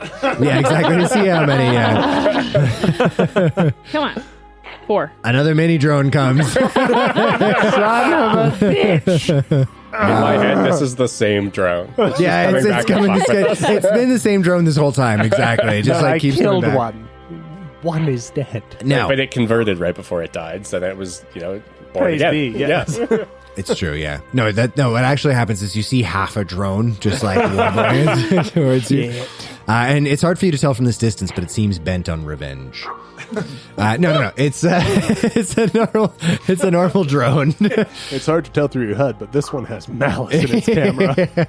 Yeah, your HUD actually identifies that as current mood malice. Yeah. What are you guys doing? Anywhere to hide? Yes, 100%. There are places to hide for sure. Let's try again. I'll say because you guys, unless you want to try some, like you have other religious texts or firearms to throw.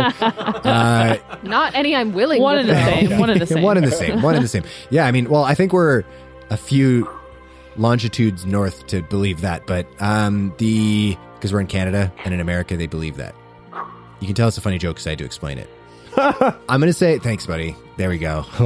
Here for the team. You know? My armpits were just so sweaty, like right then. Holy shit. They always are. Well, that's true. Yeah, that's true. But that's Wet just man. because I'm happy to see you. Because you guys are seeing it coming, I'm going to, if you guys are all just diving straight for cover, I'll give you a bonus dice on your stealth checks. Because you've just dealt with so many Yep. fucking mini drones at this point. I'm like, get to cover.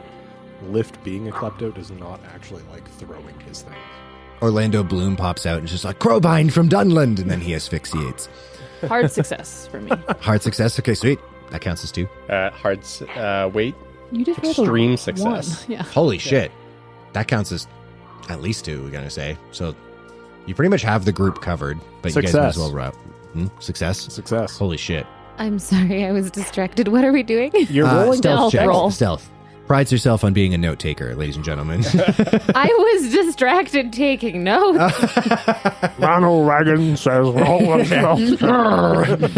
That is not Nano. That's not Reagan at all. No, who's that? That's it doesn't matter. I fail. Who is You that? fail. Okay. Yeah. Hard, extreme, regular success. You're fine. I I'm just hide along so for the well. ride. Still on for the Once ride. again, along I hide for the so ride. well, like just in the shadows and using the colors and textures behind me that I block the view of Faith behind me. Absolutely. It's because you're so pale and you just blend in. The They pull her paleness shines down. through the spacesuit. Like, What it is that Pyodor is inherently such a void that it's almost indistinguishable from space behind him. Yeah, no problem. You guys hide, we'll say, like, in a little air vent, because they have those in space, and you, mini drone just putters overhead, makes the Jetsons vehicle noise as it does so. does it make little like circular smoke things behind it as it goes? Of course. Yeah, no, we're not fucking around here. It obviously makes little circular Never smoke things around encountered behind so it. many fucking drones. This is incredible. It is incredible, yeah. It's almost like you guys have a 25% chance of rolling that every time you do it. They must be looking for something. They must be looking for me. No. Somebody must know I've Okay. disappeared. They might be able to help us. Do you think? Well, if you recall, there was an angry armored man who tried to shoot you in the face. Oh, I do. We did happen to commit certain acts of. Well, what is terrorism, really? You Actually, you know what? I don't know why. It must be because of you two. Okay. Yeah. I was picking up Juno here, and pretty sure it's because of you two. We got into all this shit. Sorry, did you or did you not shoot a Reaper in the head? Because it started coming after us for no reason. I'm not sure the I- Navy sees those kind of distinctions, to be perfectly honest. And in a uncharacteristic moment of true self-reflection, Piotr goes, "Well, I'm pretty sure it wasn't after me." I was so hopeful for that statement and so disappointed. Okay. Guys, go ahead and mark You guys another want 30 minutes off if you haven't already. Should it be 30 minutes and 10 minutes as well because we just argued for 10 minutes? Why are you... Do you want to ask 10 them if we have minutes any is- homework Yeah, too? Like- yeah. So because I am the extra homework. Yeah. Okay, we are 6 hours and 40 minutes in. To this recording session, yes, it feels that way, certainly. Wait, what? Really? also I realized I than did that? a Nixon I'm confused. impression and not a Reagan. Yeah, that's a Nano Nixon. Yeah, Nano no, Nixon's I feel term. like it would be Giga Nixon. If it's Nano Reagan, it would be Giga Nixon. Giga Nixon. Fucking hell Our yes. audit. I have 5 hours and 40 minutes. I have 6 hours. Okay, I should be at 5 hours. Well, I burned extra oxygen with Doug. Burned extra oxygen, and you also haven't burned as much because you've been getting towed around. I should by... have roughly 30 Glade. minutes more expenditure than the rest of you, and I'm at 6 hours. Excellent. Okay. 6 And hours I've- left or and 6 hours right, in? and 6 I've- hours in, so I guess you it's the all same should thing, have. yeah. And I've done 20 minutes more. So you should Because of be 2 at jumps. 5.7 hours. I'm at 6 hours total, or 5.75, and you guys should be at that. Yeah, we're at 5:40, sounds good. Yeah. 5:40. Yeah, okay. I was going to make a joke about how this is compelling content, but for real, like, I'm loving this. I'm just like, yeah, count your minutes of oxygen. Dance, little puppets. All right, I'm rolling. Yeah. 3. No, that's 30. 30 works. 30 is the upper limit of kilometer passed uneventfully. Perfect. So that is Wahoo. 11 kilometers in? Yep, that'll be 11 kilometers. Okay, and another half hour gone? Correct. All right. Anybody else want to roll, or should I keep going? I'd like to roll. I want to roll. I want to roll dice. Here it goes. I love rolling dice. Yay! I want that to be my ringtone. 14! 14. Hell yeah. 14 is another uneventful kilometer. Thank you. Go ahead That is my and- only good roll for the day. Goodbye. Catherine just leaves. Hell yeah. Want to do it again? That brings us to kilometer 12. Yes. Yes. I'm on it. What's the exact opposite of what she did? No, I'm joking. It's an 83. Oh my god. How much? with the How much? 80s. 83. 83. Go ahead and roll a d4 for me, my guy. Come on, roll a Okay, one. drone, Roll a you one. silly bitch. Roll another Come back, 4. I Do dare it. you. Fuck it. That dice is gone forever. Here goes another one. It's a 3. It's a 3. Lethal radiation. That was the first one. It was a 1. It was a 1. Oh, it was a 1. No. No, it was a 3. Okay. But the first one that was lost forever and then recovered is I see. Okay, well, lethal radiation it is, guys. great. So options are 0G check to go over, go around it on foot, hour either way. I'm going. Okay, everyone, I'm not sure how we keep on having intriguing dialogue when faced with the same situation over and over. But let's have some type of deep discussion that reveals things about our characters' preferences and backstory, and then walk around the radiation. We're going up again, Juno. I'm not jumping. I'm Not not doing jumping it. either. Absolutely not. I'm walking around. We'll walk around. I like that Glade would rather like plunge into the abyss than have a deep conversation with any of these people. Honestly, yes. Okay, yeah, 0G check. But we could talk about trauma. That's success. Success. Okay, let's go ahead and do 20 minutes of oxygen. The boys just taking an hour to walk around. I don't want to spend any more oxygen. I feel safer walking around. With Yeah, radiation. I'm walking around. Fair enough. If we remember, the people on Chernobyl who flew over in helicopters still died of radiation poisoning. I'm sorry, I don't study communist history. You get infected when you do those things, you know? With radiation? With Chernobyl. Chernobyl Prize. What? I'm sorry, it was a moment of weakness. I don't know what came over me. It's this communist sickness you were talking about. I apologize. Okay. Alrighty. So, This is what funding for the arts does. You know? It confuses people. So, just for the record, the lads have to mark off an hour of expended oxygen, whereas the So you get gals 20 minutes. 20 I'm minutes just 20 minutes. specifically, yeah, Yeah. for Glade. I'm just along for the ride. But then technically another 30 minutes now. Yes. Are we For the rolling separate? sake of narrative, you would obviously land first. Would Glade just keep fucking going? Because they'd be about a half hour, behind you at this point. Yeah. That makes sense. That I totally didn't makes jump sense. for nothing. Yeah, no, that totally tracks. Okay, you guys are still in radio contact, if you wish to be, obviously. All right, go ahead, and that was what kilometer? Now we're Kilometer 13. We should be at the next. kilometer 13 since you started, or kilometer 13 since the last Oh no, you're right. You're thing. right. Since we started. Yeah, Since so we kilometers. So started. you still have 5 more kilometers to go. Oh shit. Don't worry, audience. There's much more meaningless rolls to happen. Okay, sweet. Yeah, go ahead. Whoever wants, roll another D100 for me. Is this separate or together? Oh, that's a good question. Oh, fuck me.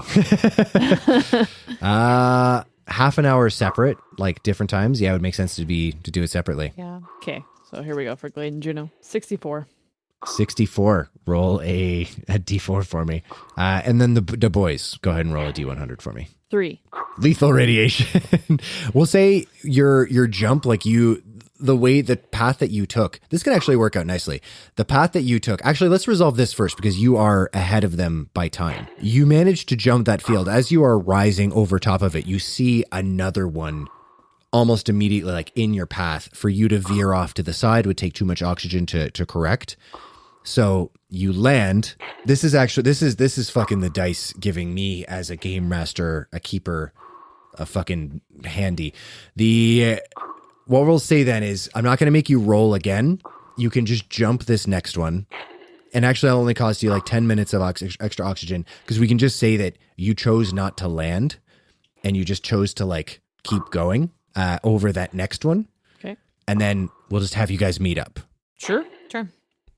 Let's do that. Okay. Amazing. Sorry, she's getting even further ahead of us. No, you guys meet up. I only realized that as I finished Stop, talking. Alex. Yeah. No, he's right though. It doesn't make sense at all spatially. It makes zero sense. Here's what happens. asteroid.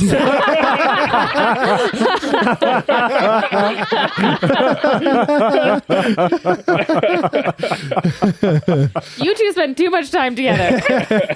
Oh man. Well, fuck me. Yeah, no, that 100% makes sense though, because that would be for your next kilometer. We'll say that the field stretches in such a direction that you have to like slightly change your trajectory, which is the 10 minutes of oxygen, which does cost you a kilometer, and then you guys meet up. I don't want to have it be 2 rolls. Does that make sense? Yep. Yeah. Thank you. Walking Do not split the party. Yeah, again. Like it'll be like 40, We only just got together. 45 minutes of content where you guys are together, and then the rest of it is just like spread apart. Okay. 3 idiots and 2 competent women make their way through space. Now, because I am Guys, are we just the plot to Scooby-Doo? Might be. Was that Doug is Scoob? Yeah, Doug, I was just realizing that. Like Scoob. We gotta make it through this radiation field, man. I have a drinking problem. You want a Scooby Scotch? We'll give you all a free kilometer on that one then, because that is I am DMing some bullshit in there to get you guys back together. So we'll say we're now at kilometer, let's say 16. We'll say you guys are kilometer 16. Yes. Sick. Okay, but I will get you guys to roll another D100 for me. 86. 86. Lethal radiation. I changed it. I changed the list. It is lethal radiation again. So this 1 to 4 is lethal. Frogs. No, so I gave you guys a small window up at the top here. If you guys would like. Now this is it's a rare, like open, just kind of like straight up station siding. There's nothing really crazy going on there. You guys, because it is so straightforward and there's no obvious obstacles, if you guys want to make a 0G check to speed through the kilometer and only use 10 minutes of oxygen as opposed to like the half hour, the 30 minutes, you can do so. However, if you fail, there might be 0G checks and extra oxygen expended to try to correct. Or you can just walk through it uneventfully. Walk through. Walk through. I am going to walk. Walk through? Okay, sweet. Go ahead and mark another 30 minutes off. Are we approaching another airlock by chance? You are 1 kilometer away from the next airlock. Absolutely insane. What's everybody? Let's do a quick oxygen check. Glade, there's a flashing orange light beside the Food and Home Network. I don't know what it means. Is that like a subscription thing? Am I on pay-per-view? Do you drive cars? No, I don't. Never mind. It might be an alert for incoming trade deals. Make sure you turn those off. They're very annoying. Okay, it says 4 hours 50 minutes. Oh, yeah. Perhaps we should step inside for a moment. Oh, gladly. I'm quite tired. Just to refuel for the old man. I have 2 hours and 50 minutes. Remaining? I also have 2 hours and 50 minutes remaining. I guess you guys have been doing a ton of maneuvers. But specifically myself and Glade, yeah. Yeah, that adds up quickly, hey. Yay, I made you guys suffer. Okay, you guys make your D100 roll for the next kilometer. 65. Hey, buddy. What? You know, just because I really love and admire and respect you so much. Just roll a D4? You know what? Go ahead. Yeah, that's a really good idea. That's such a good idea. 1. Whoa. Lethal radiation. Okay. You guys do come across a section, more piping. Okay. So it'd be 0G checks required to cross, or you can just take an hour to automatically succeed. Once again. Lift will do the same thing as Yes, safety time. first. Okay, Yes. off we go. Yeah. All right, go ahead and mark off an hour. Alrighty, you guys make it to the airlock. You obviously being quite familiar with this one, considering you used it less than 24 hours ago. Are you guys going inside? Glade's going to go inside. That makes sense. Everyone steps into the airlock. Kind of pressurizes around you. This unguarded airlock. What are we doing? Are there any fresh oxygen tanks within the airlock? No, there wouldn't be. Fuck. Piotr takes his helmet off, and you can see one hand shaking quite badly. He's having a hard time getting the lock off. and he finally gets it off and is very purposefully not looking out the airlock window. Turns to Juno, and he's trying to pull his vac suit off and goes, Juno, I need to talk to you. Hold up. Juno, what's Yeah. your oxygen level at?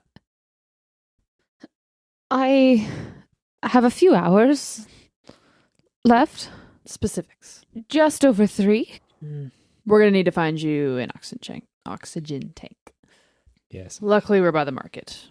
I presume, lads, we all also need to refuel. I need to refuel, specifically. Glade, how's your oxygen doing?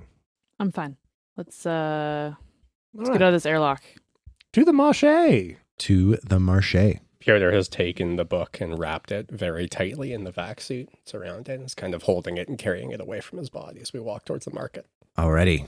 So, we have just left the vacuum of space. We find ourselves in the airlock. We're at pretty much like the bottom of the Nexus market. The Nexus market having many, many levels, closer to the bottom, this being the more lawless section of the Nexus market. What are you guys doing? Okay, so basically, Glade wants to figure out if there's still a bunch of hullabaloo going on over us and like how many patrols are out or Gotcha. Do you have any news or... Yeah, I would say that you could definitely check your like personal data center or something like that. You're doing Yeah. so? Yeah, 100%. Yeah, I'll do that. From what you can gather, yes, actually, there's quite a buzz because somebody blew up a building, and 2 GateSec operatives were killed. The news coverage is like it's pretty sparse. Like they're being very vague at the moment. Weirdly, these 2 aren't mentioned by name. Neither are you 2. It's just being attributed to like gang violence has killed 2 GateSec operatives in the locks. Piotr is, if Juno is being led around like a golden retriever by Glade, Piotr is following Juno like a smaller dog following the golden retriever, looking equally as lost and fearful.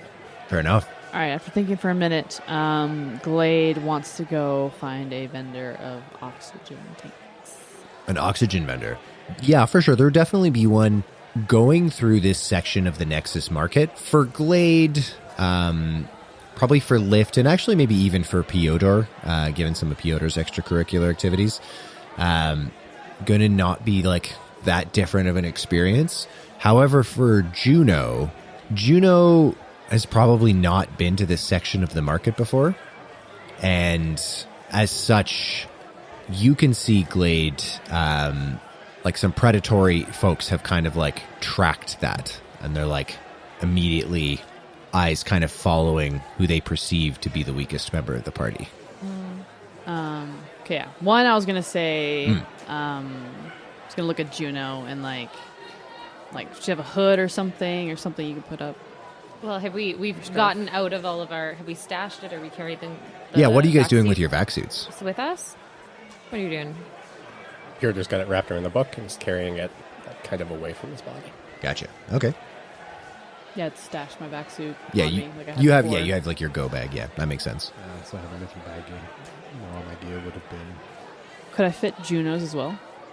I would not be able to fit that. Probably not.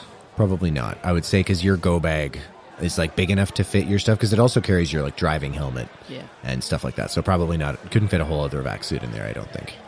Okay, well, why don't you just hold on to that? Okay. Okay. And then, so I notice that people are kind of zoning in on her. I would say you'd probably pick up on that. Okay. Because assuming like I have my rifle on me. Yeah, for sure. routine. So I kind of put my hand on that, and then I swing my arm around her shoulders. Hell yeah. Okay. Go ahead and make... I believe there is an Intimidate skill. Go ahead and make an Intimidate check for me. I'm going to spend luck to get a success. A success? Okay.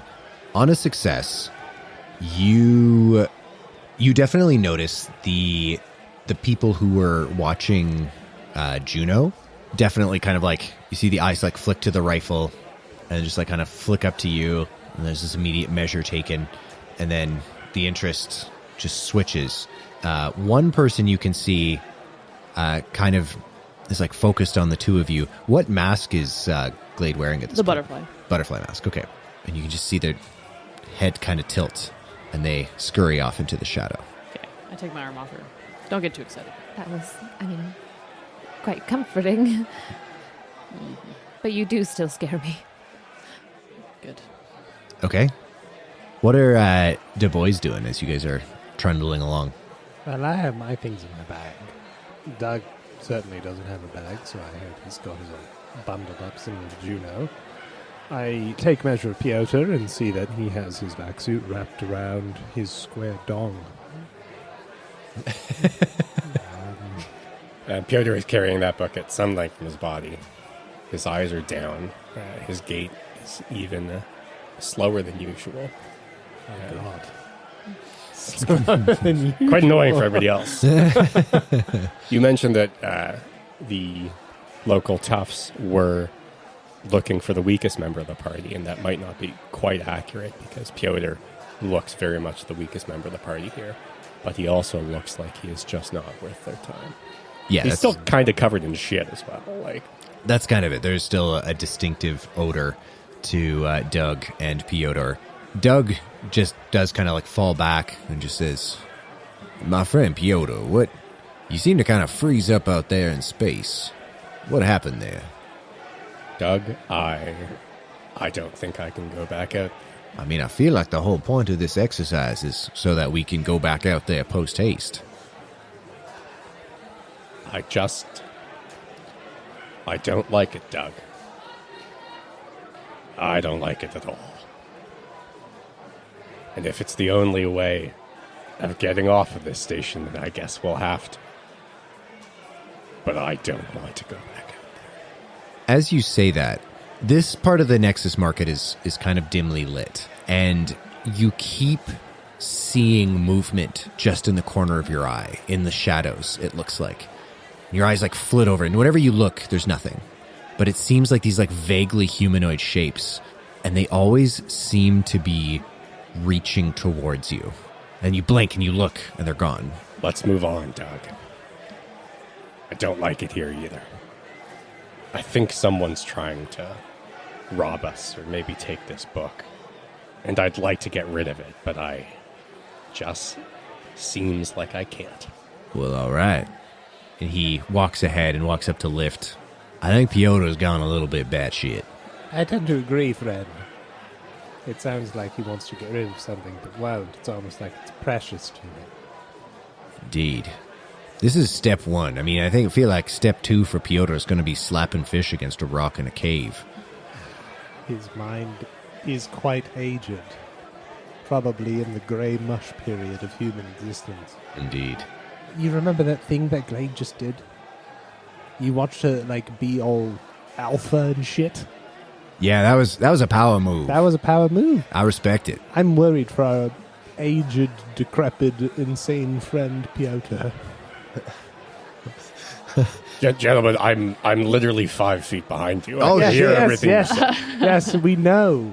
We're speaking so you understand our concerns. I noted. Very well. We're concerned for you because you're old Yes. and decrepit. Yes. I dispute at least one of those characterizations. Which In one? any event, can we move on? Well, yes, of course. We want to make sure you're comfortable, but we also want to make sure you know we're going to be leaving through outer space again. Let's see what happens, Lift. I understand that's the plan. You are my scholarly superior. I will try and endeavor to make you comfortable. If we could maybe find a shower, that would be good. Odds are very Or slim some on moist that. towelettes. I've gotten very You'll good have at to cleaning live with the myself smell. with moist towelettes. Towelettes are expensive. All I'm saying is if we see a space chauffette, then maybe I could get some moist towelettes. Best we could do is Space Tiger brand, and no one wants that. I terrible. disagree, but Let's move on. Is there a tiger brand up here? And he limps faster. No. Slow your roll. Glade, I'm going to say you know pretty much exactly where you're going. There is a vendor. Definitely you don't have the same kind of rapport with this vendor as you do with Henry.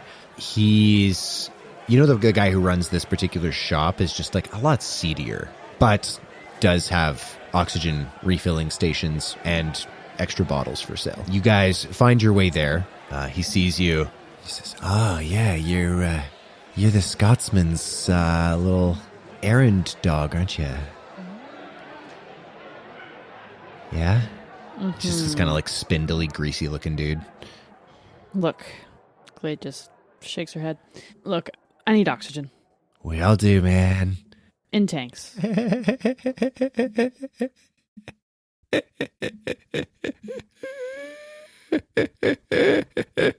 you have any?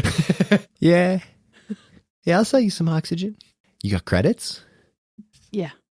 All Yeah, I do. right. All right. All right. All right. And he immediately starts doing this like weird little like very hip centric dance. And he just kind of like goes around, and there's no music playing in this store. And he just, grabs a couple oxygen bottles. Are you able to refill? Yeah, we can refill here. Cost you 50 credits Refill 2? per. No, you said to refill, so that's 2. Go ahead and make an intimidate check for me if you would like. Or, no, it'd be an intimidate check. Extreme success. Holy shit. You are very intimidating. Yeah. It's true. You can see immediately some of this like weird version of bravado just like kind of leaves his face, and he goes, "Yeah, fine. Two for 50 credits." Good. Get it done. Alrighty. And he goes to refill the 2 of your tanks. What the listener didn't see there was that Leah actually rolled a 98 and then just intimidated everybody else at the table into agreeing that it was a hard success. An IRL intimidate check. Hell yeah. Du Bois, are you getting your tanks filled? Hell yeah. All right. It's going to be 50 credits a pop for you guys, unless you guys want to try to also intimidate. Or unless Glade is going to make it clear that you guys are all together. No. I didn't think so. Hello, gyrating friend. Hey. I like the way your hips move. It's impressive. I would like to pay No for diggity. refills for the old man, the drunk man, and the me man. Yeah, we could do that. $50 a pop. Yeah, let me just stretch real quick to grab my credits. Revealing all the knives attached to my person. Oh, gotcha. Yeah, okay. Go ahead and make an intimidate check for me. I'm not good at these. Holy shit. Yeah, I'm not good at them. I don't even have any points in intimidate. That was a fail for sure. It's not less than 10. So yeah. He's just like watching you, and he's like, "So where do you keep your credits?" In my pocket. That's Yeah. what I'm stretching. Yeah. All the way back there? Yeah. Yeah. I have a weird latissimus dorsi issue. Yeah. Anyways, how much does it cost? 50 credits a pop. For what? Air. No, you said for pop. It's going to cost you 50 credits per tank you want to refill, buddy. Ah, thank you. Can I roll psychology on this guy to see if I can figure out what's going on with him? Sure. I'm going to spend 1 luck to make that a success. Okay. Shit, now I have to figure out what's going on with this guy. Sounds like drugs, but Yeah, what I'm going to say is this guy's definitely like, king should have turd hill, he's the big king of a little castle. Very obviously doesn't get a lot of, power in his life and just whatever little bits of power he can exert over people. Definitely there are signs of like drug abuse for sure. Yeah, for the most part, you get the sense of, this is like under just a regular success, like petty exertion of power over whoever he can, basically. Okay.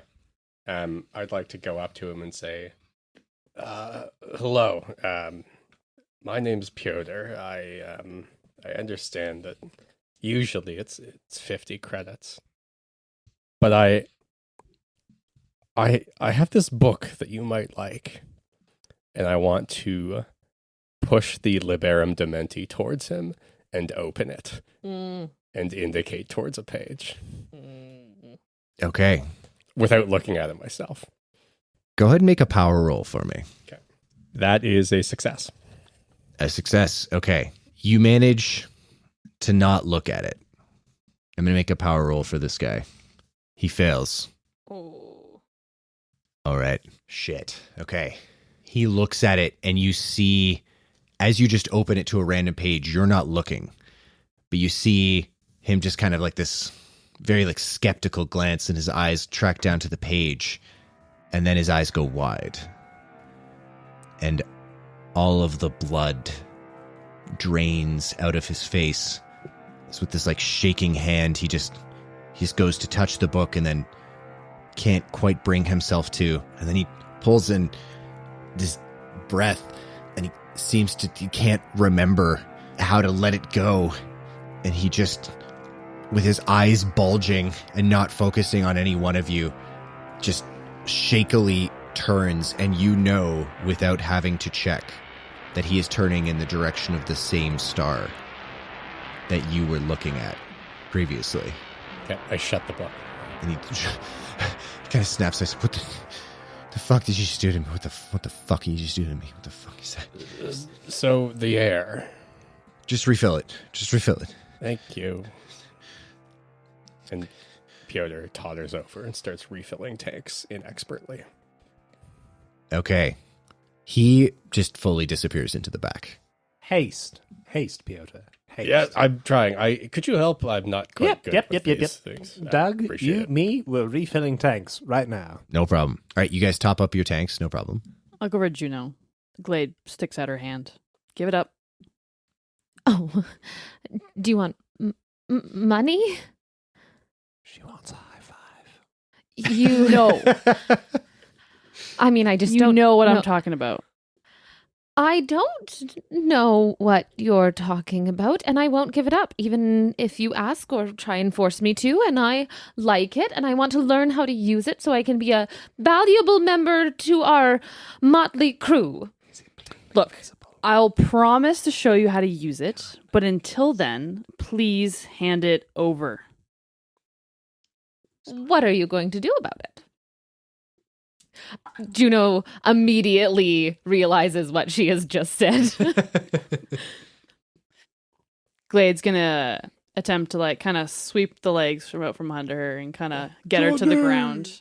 Oh shit. The Karate Kid. Bring it. Let's fucking go. All right. Juno, what's your dex? In the background, 3 hobo-looking dudes.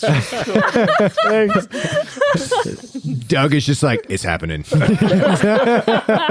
is holding the book and still has a large rectangular bulge. Cool your jets, Piotr. We need to see how this plays out. Okay, what's your dex, Juno? 50.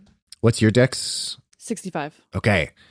So this will be a brawl. This is going to be a brawl attack that you're initiating on Juno. Juno, you can choose to either try to dodge, in which case a tie will get you away from it, or you can choose to try to fight back, in which case, you'll have to beat the degree of success that Glade gets. Do I have to tell you what I'm doing? Or do you trust me? I'll trust you. Okay. Yeah, I'll trust you. You've earned that. Thank you. All right, let's start with Glade. I'm going to spend 1 luck to the extreme success. Extreme success. Okay,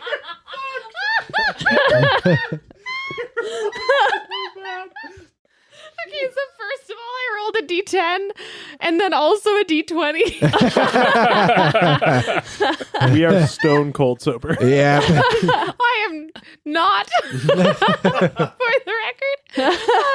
And then I rolled the right dice. And I got an 86. So it doesn't matter what you don't have to tell me which skill you picked. No.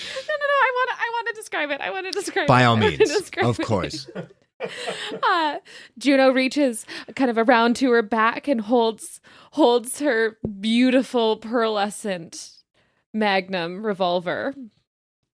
And She looks Glade straight in where she imagines her eyeballs are through the mask. You can see my eyeballs. Can I see your eyeballs? Mm-hmm. Oh, that's good. It's very different than what I imagined.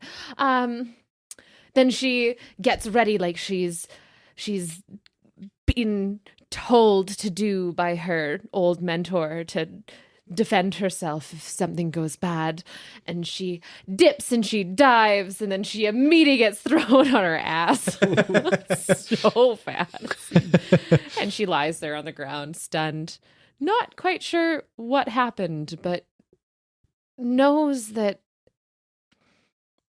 Glade must have cheated in some way.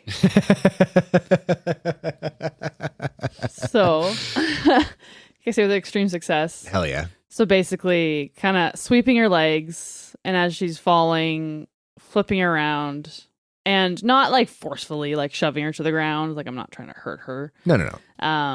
But like get on her stomach, and then I mean, for hands there, then I know where the gun is. Otherwise, I pat her down to find the gun. Yeah, I'm definitely holding it. Okay.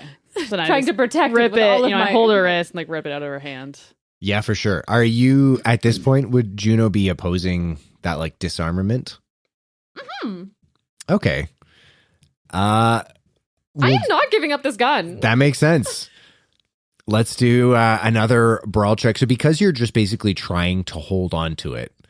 So brawl or dex? We can do brawl or strength. Your choice. But it'll be Brawl. straight up opposed. Strength. All right. Yeah, go for it. Which one are we doing? It's up to you. Irrespective. Oh, Okay. I gotta fail. I succeeded. She has a death grip on that gun. Now This checks out. Here's the thing. Here's the thing. Stop it! I'm going to say, I can't imagine that Juno has the trigger discipline. Oh, no. to not- Oh, no. Why? Somebody at the table. Here's what I'm going to do. Alex, Leah, Catherine, Tom. It's the order that they're sitting in front of me. 1, 2, 3, 4. It's a 2. Leah, why don't you roll a D100 for me? 51. 51. Okay, you're fine. If it was above 90, you would have pulled the trigger. Oh, 100%. 90 is being pretty generous here. I think so. I just wanted to I wanted to not blow your ass off with no reason. Yeah, so the gun doesn't go off, but she does manage to keep a hold of it. I will take care of it, and you can show me how to use it, but it is important I hold on to this. Can I recommend, after you're all finished rolling around on the floor there, maybe she could have the guns and you could take the bullets. That seems like a fair trade. I'm all about fair trade. I can... And you're not gaining any points. You realize this? I don't know. Doug, I still have 5 credits on the faith to win the fight. I don't know where this is going. She could come back in the end. I think I you're believe right. in her. Yeah. Well, I'm I'm still trying on to top pursue of a her. negotiated on the ground. solution according to the non-aggression principle. But if you guys want to gamble on it amorally, then I am in. Actually, Yeah. What side are you taking? I have. Yeah. I'll take. Did you guys shut up? I'll take the angry one. Oh, that makes sense. Are we not helping? No. Oh.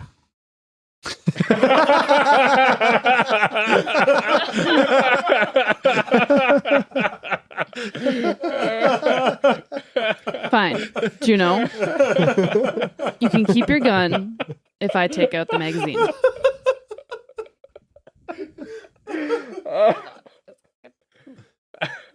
It's a revolver, but yeah. Oh, it's a revolver. I couldn't remember what it was. Sorry. Yeah, that's if I fair. take out the bullets. I think I can agree to that. You hold on to the bullets, but I am drawn to this revolver, and it's important it stays with me. So I can agree to your terms. Can you get off of me though? Fine. Let go of the gun. Take your time. I promise to give it Take your time. back Hide the cube. after I get rid of the bullets. I am trusting you. I I've am gotten you this far. Come on. trusting you. I let go of the gun. I take the gun. Okay. And I get off her. And I open up the revolver and take out any bolts that were in it. Yeah. Break the cylinder, pop the bullets out. No problem. Piotr and... And I give back the gun. Just dagger eyes at Leah. Piotr and Lift, go ahead and make a spot hidden check for me. Fail. Fail. Fail. Okay. Yeah, sick. No, it's probably nothing. Don't worry about it. You guys have filled up your tanks. Now you have, please add 6 44 Magnum rounds to your inventory. So are our tanks back to 12 hours now? Yep. Okay. Yeah, you have filled your tanks. Sorry, how many rounds? 6. I might have an amendment to that. Because I You bought a box did of rounds. buy a box. Well, of she's Magnum got rounds. 50 I rounds. thought that was your move, is that you were like, okay, Never you can mind. take the Never bullets. mind. Yeah. Never mind. Never mind. Totally. Never That- mind. that was- Take the 6 rounds. Yeah, a religious These are person not the being rounds you're honest. looking for. Well, Doug, I don't have 5 credits. I only have 850. Will you accept this cred stick instead? You can owe me. All right. I'll put it back. Sorry, are we paying this gentleman? No, the gamble was I thought the faith would win. Ah, right. Yes. No, I Because lost. I think this is salvage now. He's abandoned it. Yeah, I do believe that he's referring to the proprietor of this establishment, who Oh. has seemed to have, as the kids are saying, fucked off. Well, I you mean, he's should- abandoned the. I always support a small merchant. I'm very willing to, but he's abandoned these goods, and they seem like salvage to me. So I think that's a very important part of the free market. Is space technically the ocean? I'm incredibly curious where you're Yes. going with this. Then, by maritime salvage laws, acquiring these goods is not piracy. It is free. Ipso This facto. seems like it will benefit me, and so I agree with you in the interpretation The of this trust is united. law. Again, we talked about this. We're an LLC. Trusts are bad. We're LLC. Oh, We're brain LLC. Sometimes I wonder if, when we start talking about, the economics, if Catherine can see her own thoughts, given how hard she rolls her eyes back into her head. I'm surprised you can't hear like a bell go off in the back of my head. You guys are, so you filled up your tanks. You're just fucking off, presumably, I go to get some water and food. for sure.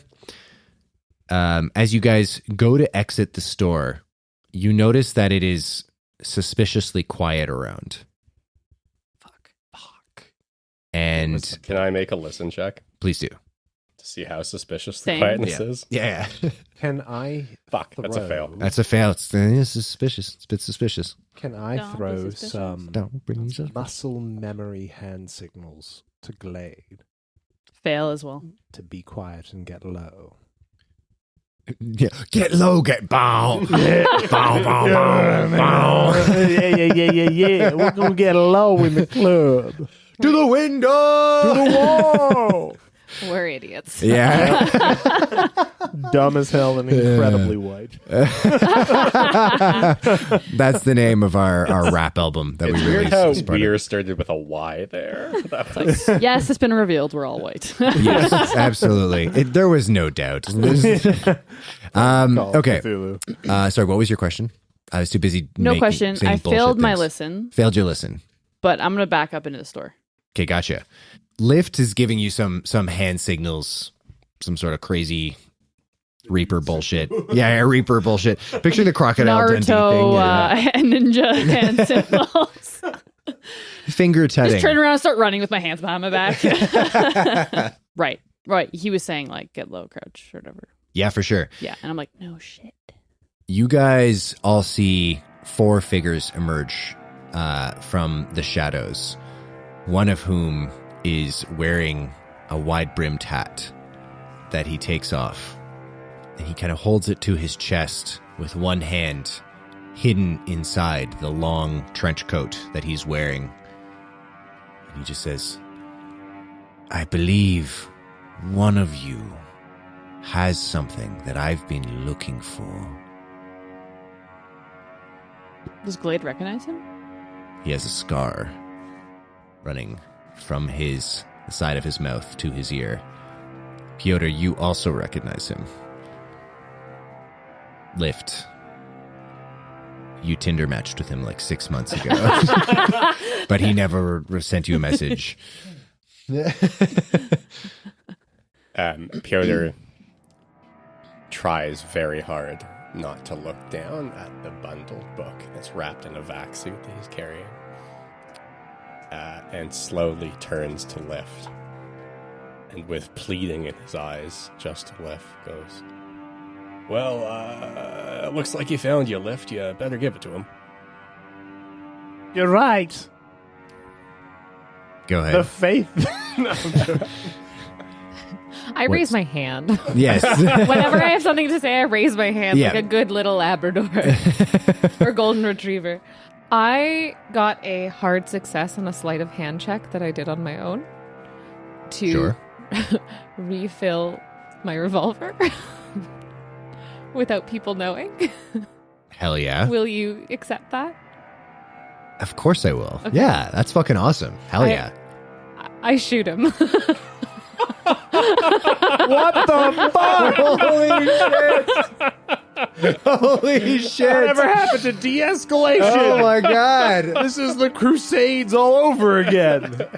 Immediately after Glade takes my bullet. This is why you let Lift steal things. Oh, holy shit. I realize I've lost trust here. No, you know what? Stealth too. Sorry? To that? Hmm? Like obviously she's stealth reloading it, but her shooting. Is there any? Man, interesting. It's fine if there isn't. I was just curious. Yeah, I feel like in Glade's mind, you've taken the bullets out. And I feel like in pretty much everyone's mind, this is kind of coming enough out of left field. Like I imagine that nobody here is going to think of Juno just like straight up gacking somebody. Like, I don't know. So based on the expression that Piotr gave me, I was going to subtly move him behind me and step in front and start to say something. When shots start going off, go ahead and make your firearms check. This, I gotta give you a bonus dice on this. It's like just for the sheer fucking balls of it. Hell yeah. Oh my god. This is great. You're gonna need it. Either way, it's a success. I got the same roll exactly twice. Okay. Holy shit. All right. It's a success by 1 point. Nice. It'll work. Yeah, fuck. Okay, give me a second. Here. I'm so She is pleased. bouncing with joy. I want Catherine to remember how she felt right now when we are all dead in 15 minutes. We'll all boys just are play the getting out of character. here. We're running. We're limping. We're limping. We're sauntering, Hobbling with purpose. hobbling with intent. It's worth it. All right. No, All right. this guy killed my assistant. We're never going to fuck. Who I was never going to fuck. Go ahead and roll your damage. Shit, it's a 44 too, isn't it? It's a 44. It does a significant amount of damage. It is a 44. 1d10 plus 1d4. 14 total. 14 total damage. Sorry, you got max damage? Almost, I think. No, it's a 1d10 plus 1d4 plus 2. So I had a 3 and a 9. Oh my god. Plus pretty 2. Holy shit. Lift. You go to step forward. You kind of like push Piotr in behind you, raise your hand to say something, and all of a sudden in your peripheral, the barrel of this gun just appears, and there's this Everyone's deaf. gunshot. Ma. You see this the man with the scarred face just seem to like fold in on himself and fall backwards as he just kind of like rolls backwards. there 3 other figures step from the shadows and immediately go to raise guns. Let's go to fucking initiative, guys. Shit. So Oh did this. my god. And I couldn't be more pleased. Not to sound like a total amateur. How do you roll initiative? In So Cthulhu? you don't actually roll initiative in Cthulhu. I am just going to go and get everyone's dex scores. So we'll just go around the table. Piotr, what is your dex score? 40. 40. Glade? 65. Glade is 65. 50. 50 for Juno. Also 65. Also 65 for Lift. Lift, what is your highest combat stat? My highest combat stat, other than throw, is brawl. Which is 50. 50. And your highest combat stat? Brawl. Which is? 62. All right, so Glade is going to go first. Sick. I'm okay with that. I'm gonna throw shit. Alrighty. All right, give me 1 second. I'm just going to arrange our initiative here. Juno, what's your highest combat stat? I think it's handguns. Which is? Sorry? 50. 50? All right. I'm never the shit disturber. I'm so happy. The shit is disturbed, Catherine. We were talking I about mean, you did disturb a whole crowd. You shot a guy in that the was face. not on purpose. And that's too linked to real life than I would like to admit. You public spoke to people and they got mad. That's actually like that's a nightmare. Yeah. We were talking about Horrible. alignments recently. Horrible. And I'm chaotic lawful, where I decided that I'm chaotic lawful, where I have a very strict moral code, but nobody that's not a knows thing. what it is. Yeah, no, I like it. Well, because, this is the thing where it's like somebody's like new alignments and instead of being like chaotic good. Yeah, no, I like it. And chaotic lawful, yes, because I have a very strict code, but yeah, no one knows what it is. I Nobody fucking has love an it. idea. Fucking here Technically, for in it. the cube, that's not a thing. But But it is very mean. You take the alignment cube and you make it a hypercube. Yeah. Yeah. It's in 4 dimensions now. it's like macroeconomics in space. Alrighty, so first up, you see the man with the scar on his face kind of like crumple into a ball, and then you're kind of like watching him just for this brief moment, and you see him just like reach out a hand and push himself up, and you see the hand like produce a pistol. But I am gonna have him miss this turn because you just did like so much fucking damage. He was wearing body armor, but you blasted right through his body armor and did a point of damage to him. So there you go. So that'll bring us to Glade. Glade, you have this guy on the ground, and there are 3 others that you can see. It looks like these ones all producing pistols of their own. Okay. I'm going to dive at Juno and like get her to cover. Okay, yeah. I don't know if we have any cover already. Yeah, I would say like probably not realistically, kind of in like a storefront, but the storefront would have like pretty decently beefy walls. So if you wanted to kind of like push her to cover, I would say you could make a like strength check, and then if you succeed, you'll get both of you to cover. But even if you fail, you'll get Juno to cover. Okay, I'll do that. But you'll be exposed. Okay. Strength check? Yeah. Fuck. Fail. So you manage, Juno, you just get like shoved to cover. You are still out in the open. So you can still react to things. If they go to like shoot it, you can still die for cover and stuff. But you have now gotten Juno to cover. That'll bring us to Lift. Oh boy, Doug is in immediate danger. Doug is actually probably behind both you and Piotr. Very good. Does Piotr still have the oxygen tanks on hand? Yes, absolutely. Piotr. Yes. As I'm moving behind him, raising my hand, throw an oxygen tank into the middle of him, please. Oh, I think you should throw it, and I hand it to you. Really, what I was going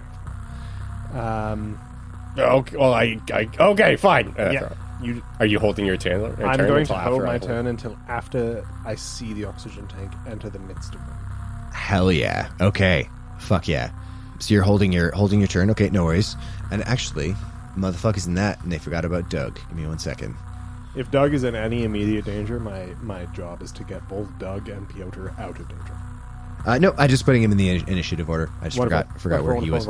Yeah, I'm going to hold my action in combat until I see the oxygen tank, which has been thrown by this gentleman, Piotr, into the midst of them. Right. And then when I see it enter an optimal space, I'm going to take one of my throwing knives and throw it against it to try and create if not an explosion, then a smoke bomb effect to give the rest of us cover to get the fuck out of there. Yeah, for sure. Because I threw our guns at a drone. Yep, absolutely. Hell yeah. Okay, sweet. So you're holding your action, not a problem. Juno, you're up. What are you doing? You have been shoved to cover. Okay. I want to rally to sit up and aim at somebody new. For sure. Yeah, there is, I would say where you are, you could kind of duck out from the cover that has been, you've been shoved into and try to take a shot if you'd like. Yeah, let's go.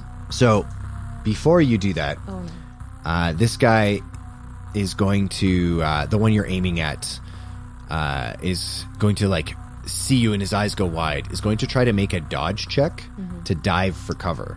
If he succeeds, then you'll get a penalty dice on your firearms check. Okay. But because he's done this, he's going to miss his next turn, regardless. So, that's a failure. Cool. Oh, that's also a failure. A failure. Okay. Yeah, so he goes to dive. He's like, kind of like stumbles, and you see his eyes go wide again, and he just tracks to you. And as you go to pull the trigger, the trigger has like a much heavier draw weight than you're used to with your gun. And so you just have to kind of crank back, and your vision again goes white as just the recoil just bucks the gun back against you. The barrel, you barely keep it from like clocking you in the head as the gun like jumps back. But real power. Hell yeah. This is good. Okay. So, don't look at me like that. Shit. I did 1 point of damage to our big bad guy. So you can't look at me like that. Okay, that will bring us to who I can only imagine you guys have figured out are the Jesuits. So the first one dove for cover, even unsuccessfully, misses his turn. The second one, the two people who are... So there are technically still three of you who are still up front and center, and that is Piotr, Glade, and Lift. That being said, I believe that Glade is the only one who is obviously armed. So, the first one is going to line up, like pull out his pistol and line it up on you. You can... Dodge. Yeah, so you can dive for cover. So it's a little bit different than with brawling checks. So diving for cover means that, like, yeah, you can just dive for cover, but you miss your next turn in order to do so. That's what happened to the other Jesuit just now. Yeah, I'm going to dive. Hell yeah. Okay, go ahead and make a dodge check for me. I'm going to spend 5 luck points to succeed? To succeed, yeah. Okay, yeah, sweet. So he's got to make his firearms check with a penalty dice. That is... With a penalty, it would have been a hard success, but is actually just a regular failure. So, gun goes off. You manage to dive for cover. You've missed your next turn, but that is okay. Because you're not shot, which is a great thing to be. The next one, because you've dove for cover, next most able-bodied person is going to be you, Lift. Next one is aiming his pistol at you. Offhand, I grab my kukri. Are you going to try to fight back? Oh, yeah. That's tough with a firearms check. No, I'm I'm not moving to dodge.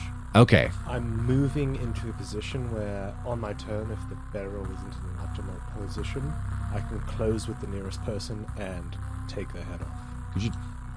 Oh, am I not close enough? Yeah, that's great. That's great. Perfect. I just want to be in a position to optimize my choices. I'm not ducking for cover. I'm still waiting to throw a knife with my main hand, but on my offhand, I'm grabbing the kukri from my side. I'm not taking cover. Shoot away, good sir. Okay. Alrighty. He's going to make his firearms check. Okay. I didn't see it. It's What a is critical success. It's an extreme success. I have body armor for a reason. So he gets max damage, which they're firing Glocks, which is a D10. So he does 10 plus whatever he rolls. How much is your body armor? It's a full standard body armor, so I believe it's 6. Let me check. Damn. Because this might be it. So a heavy Kevlar suit is 8 points of armor. Yep, that's what I have. Okay. So he's already done 10. So he's already breached your things by 2. How much HP does Lift have? 12. So if he rolls a 10, you're down. And in that fact, might just be the case. If he rolls a 6, you might fall unconscious. Would you care to do the honors of rolling this D10 for me? Considering I'm not a very big believer in luck, absolutely. That's a 9, folks. Yeah. No. Okay. You take... So you've taken 10 points of damage, which blasts through your armor. So you've already taken 2 points of damage. You take a further 9 points of damage, which puts you at 1 hit point, I believe. Yep. Go ahead and make a constitution check for me. If you fail this, you fall unconscious. I have burned some luck points to succeed. So... Oh my god. He levels his gun at you. You're drawing your knife. You're trying to pull a line on him. And all of a sudden, there's this flash of light. And this burning sensation in your chest. And all of a sudden, it's hard to breathe. For a second, you can't figure out why. And you look down. And just under your collarbone, there is this red and black hole. And all of a sudden, pain starts to flood your senses as you feel a little bit lightheaded for a second, but you manage to, shake your head and come to. You're still standing, but barely. Let's go. Holy shit. Oh, man. Oh, man. I can't do this podcast. You did with- this, Juno. I feel this is your slightly fault. responsible. Catherine is looking around the table, begging for forgiveness. Begging. It's your fault. I could have been an unshot boy. Tom You did wrote a choose- 50-page characterization for this character. Tom did choose to roll his own dice. It's true. Yeah, it's really Tom's fault. If we think about it, this is Tom's fault. I chose violence. I chose violence. You chose your role. You chose to be bad at it. Already Doug. Does Not somebody smell Doug's. gas? Sorry. Doug is, yeah, Doug is later. yeah. Okay. Piotr, what are you doing? Piotr sees Lift go down. He is not down. Okay, he's not down. He's Yeah. still standing. Okay. Piotr sees Lift get shot. Yep. And he is going to do what Lift told him. He's going to try to throw that oxygen tank. Okay. Now, this is not much of a throw. Piotr's not much of a thrower. Piotr's not much of a thrower. That's very true. There's a joke in there somewhere, but I'm not the man to make it. It's just not much of a throw, right? All you really have to do is just take this tank and roll it out there. So I am going to give you a bonus dice on a throw check to get it out there. That is a success. Hell. Huge. And that Hell is yeah. so unlikely. So Piotr grabs this tank and using every inch of muscle in his body, picks it up, and with all of his strength, gets the nozzle right up under his crotch, and then starts swaying his hips back and forth, slowly at first, and then faster and faster, and with more limberness and flexibility than anybody thought was possible from his 63-year-old frame. He underhand just hip thrusts this tank of oxygen into the air, and it goes for like about a yard or two, and then hits the ground, falls over, and slowly starts rolling towards the Jesuit. And for a moment, time slows down as everybody just watches this tank roll towards the feet of the first gunman of the Jesuits. And it tinks lightly off the steel toe of his left boot. And That's when I lift, throw my dagger, visual cortex activated. which will give you a straight roll, because you just got fully reduced down to 1 hit point. Beautiful. Straight roll, straight roll, straight roll. That is a hard success. Hard success! No one throws like Lift! No one throws like Lift, boy! And Piotr! And Piotr! No one throws like Lift and Piotr! Team United! Oh, this is so clutch. Holy shit. Okay.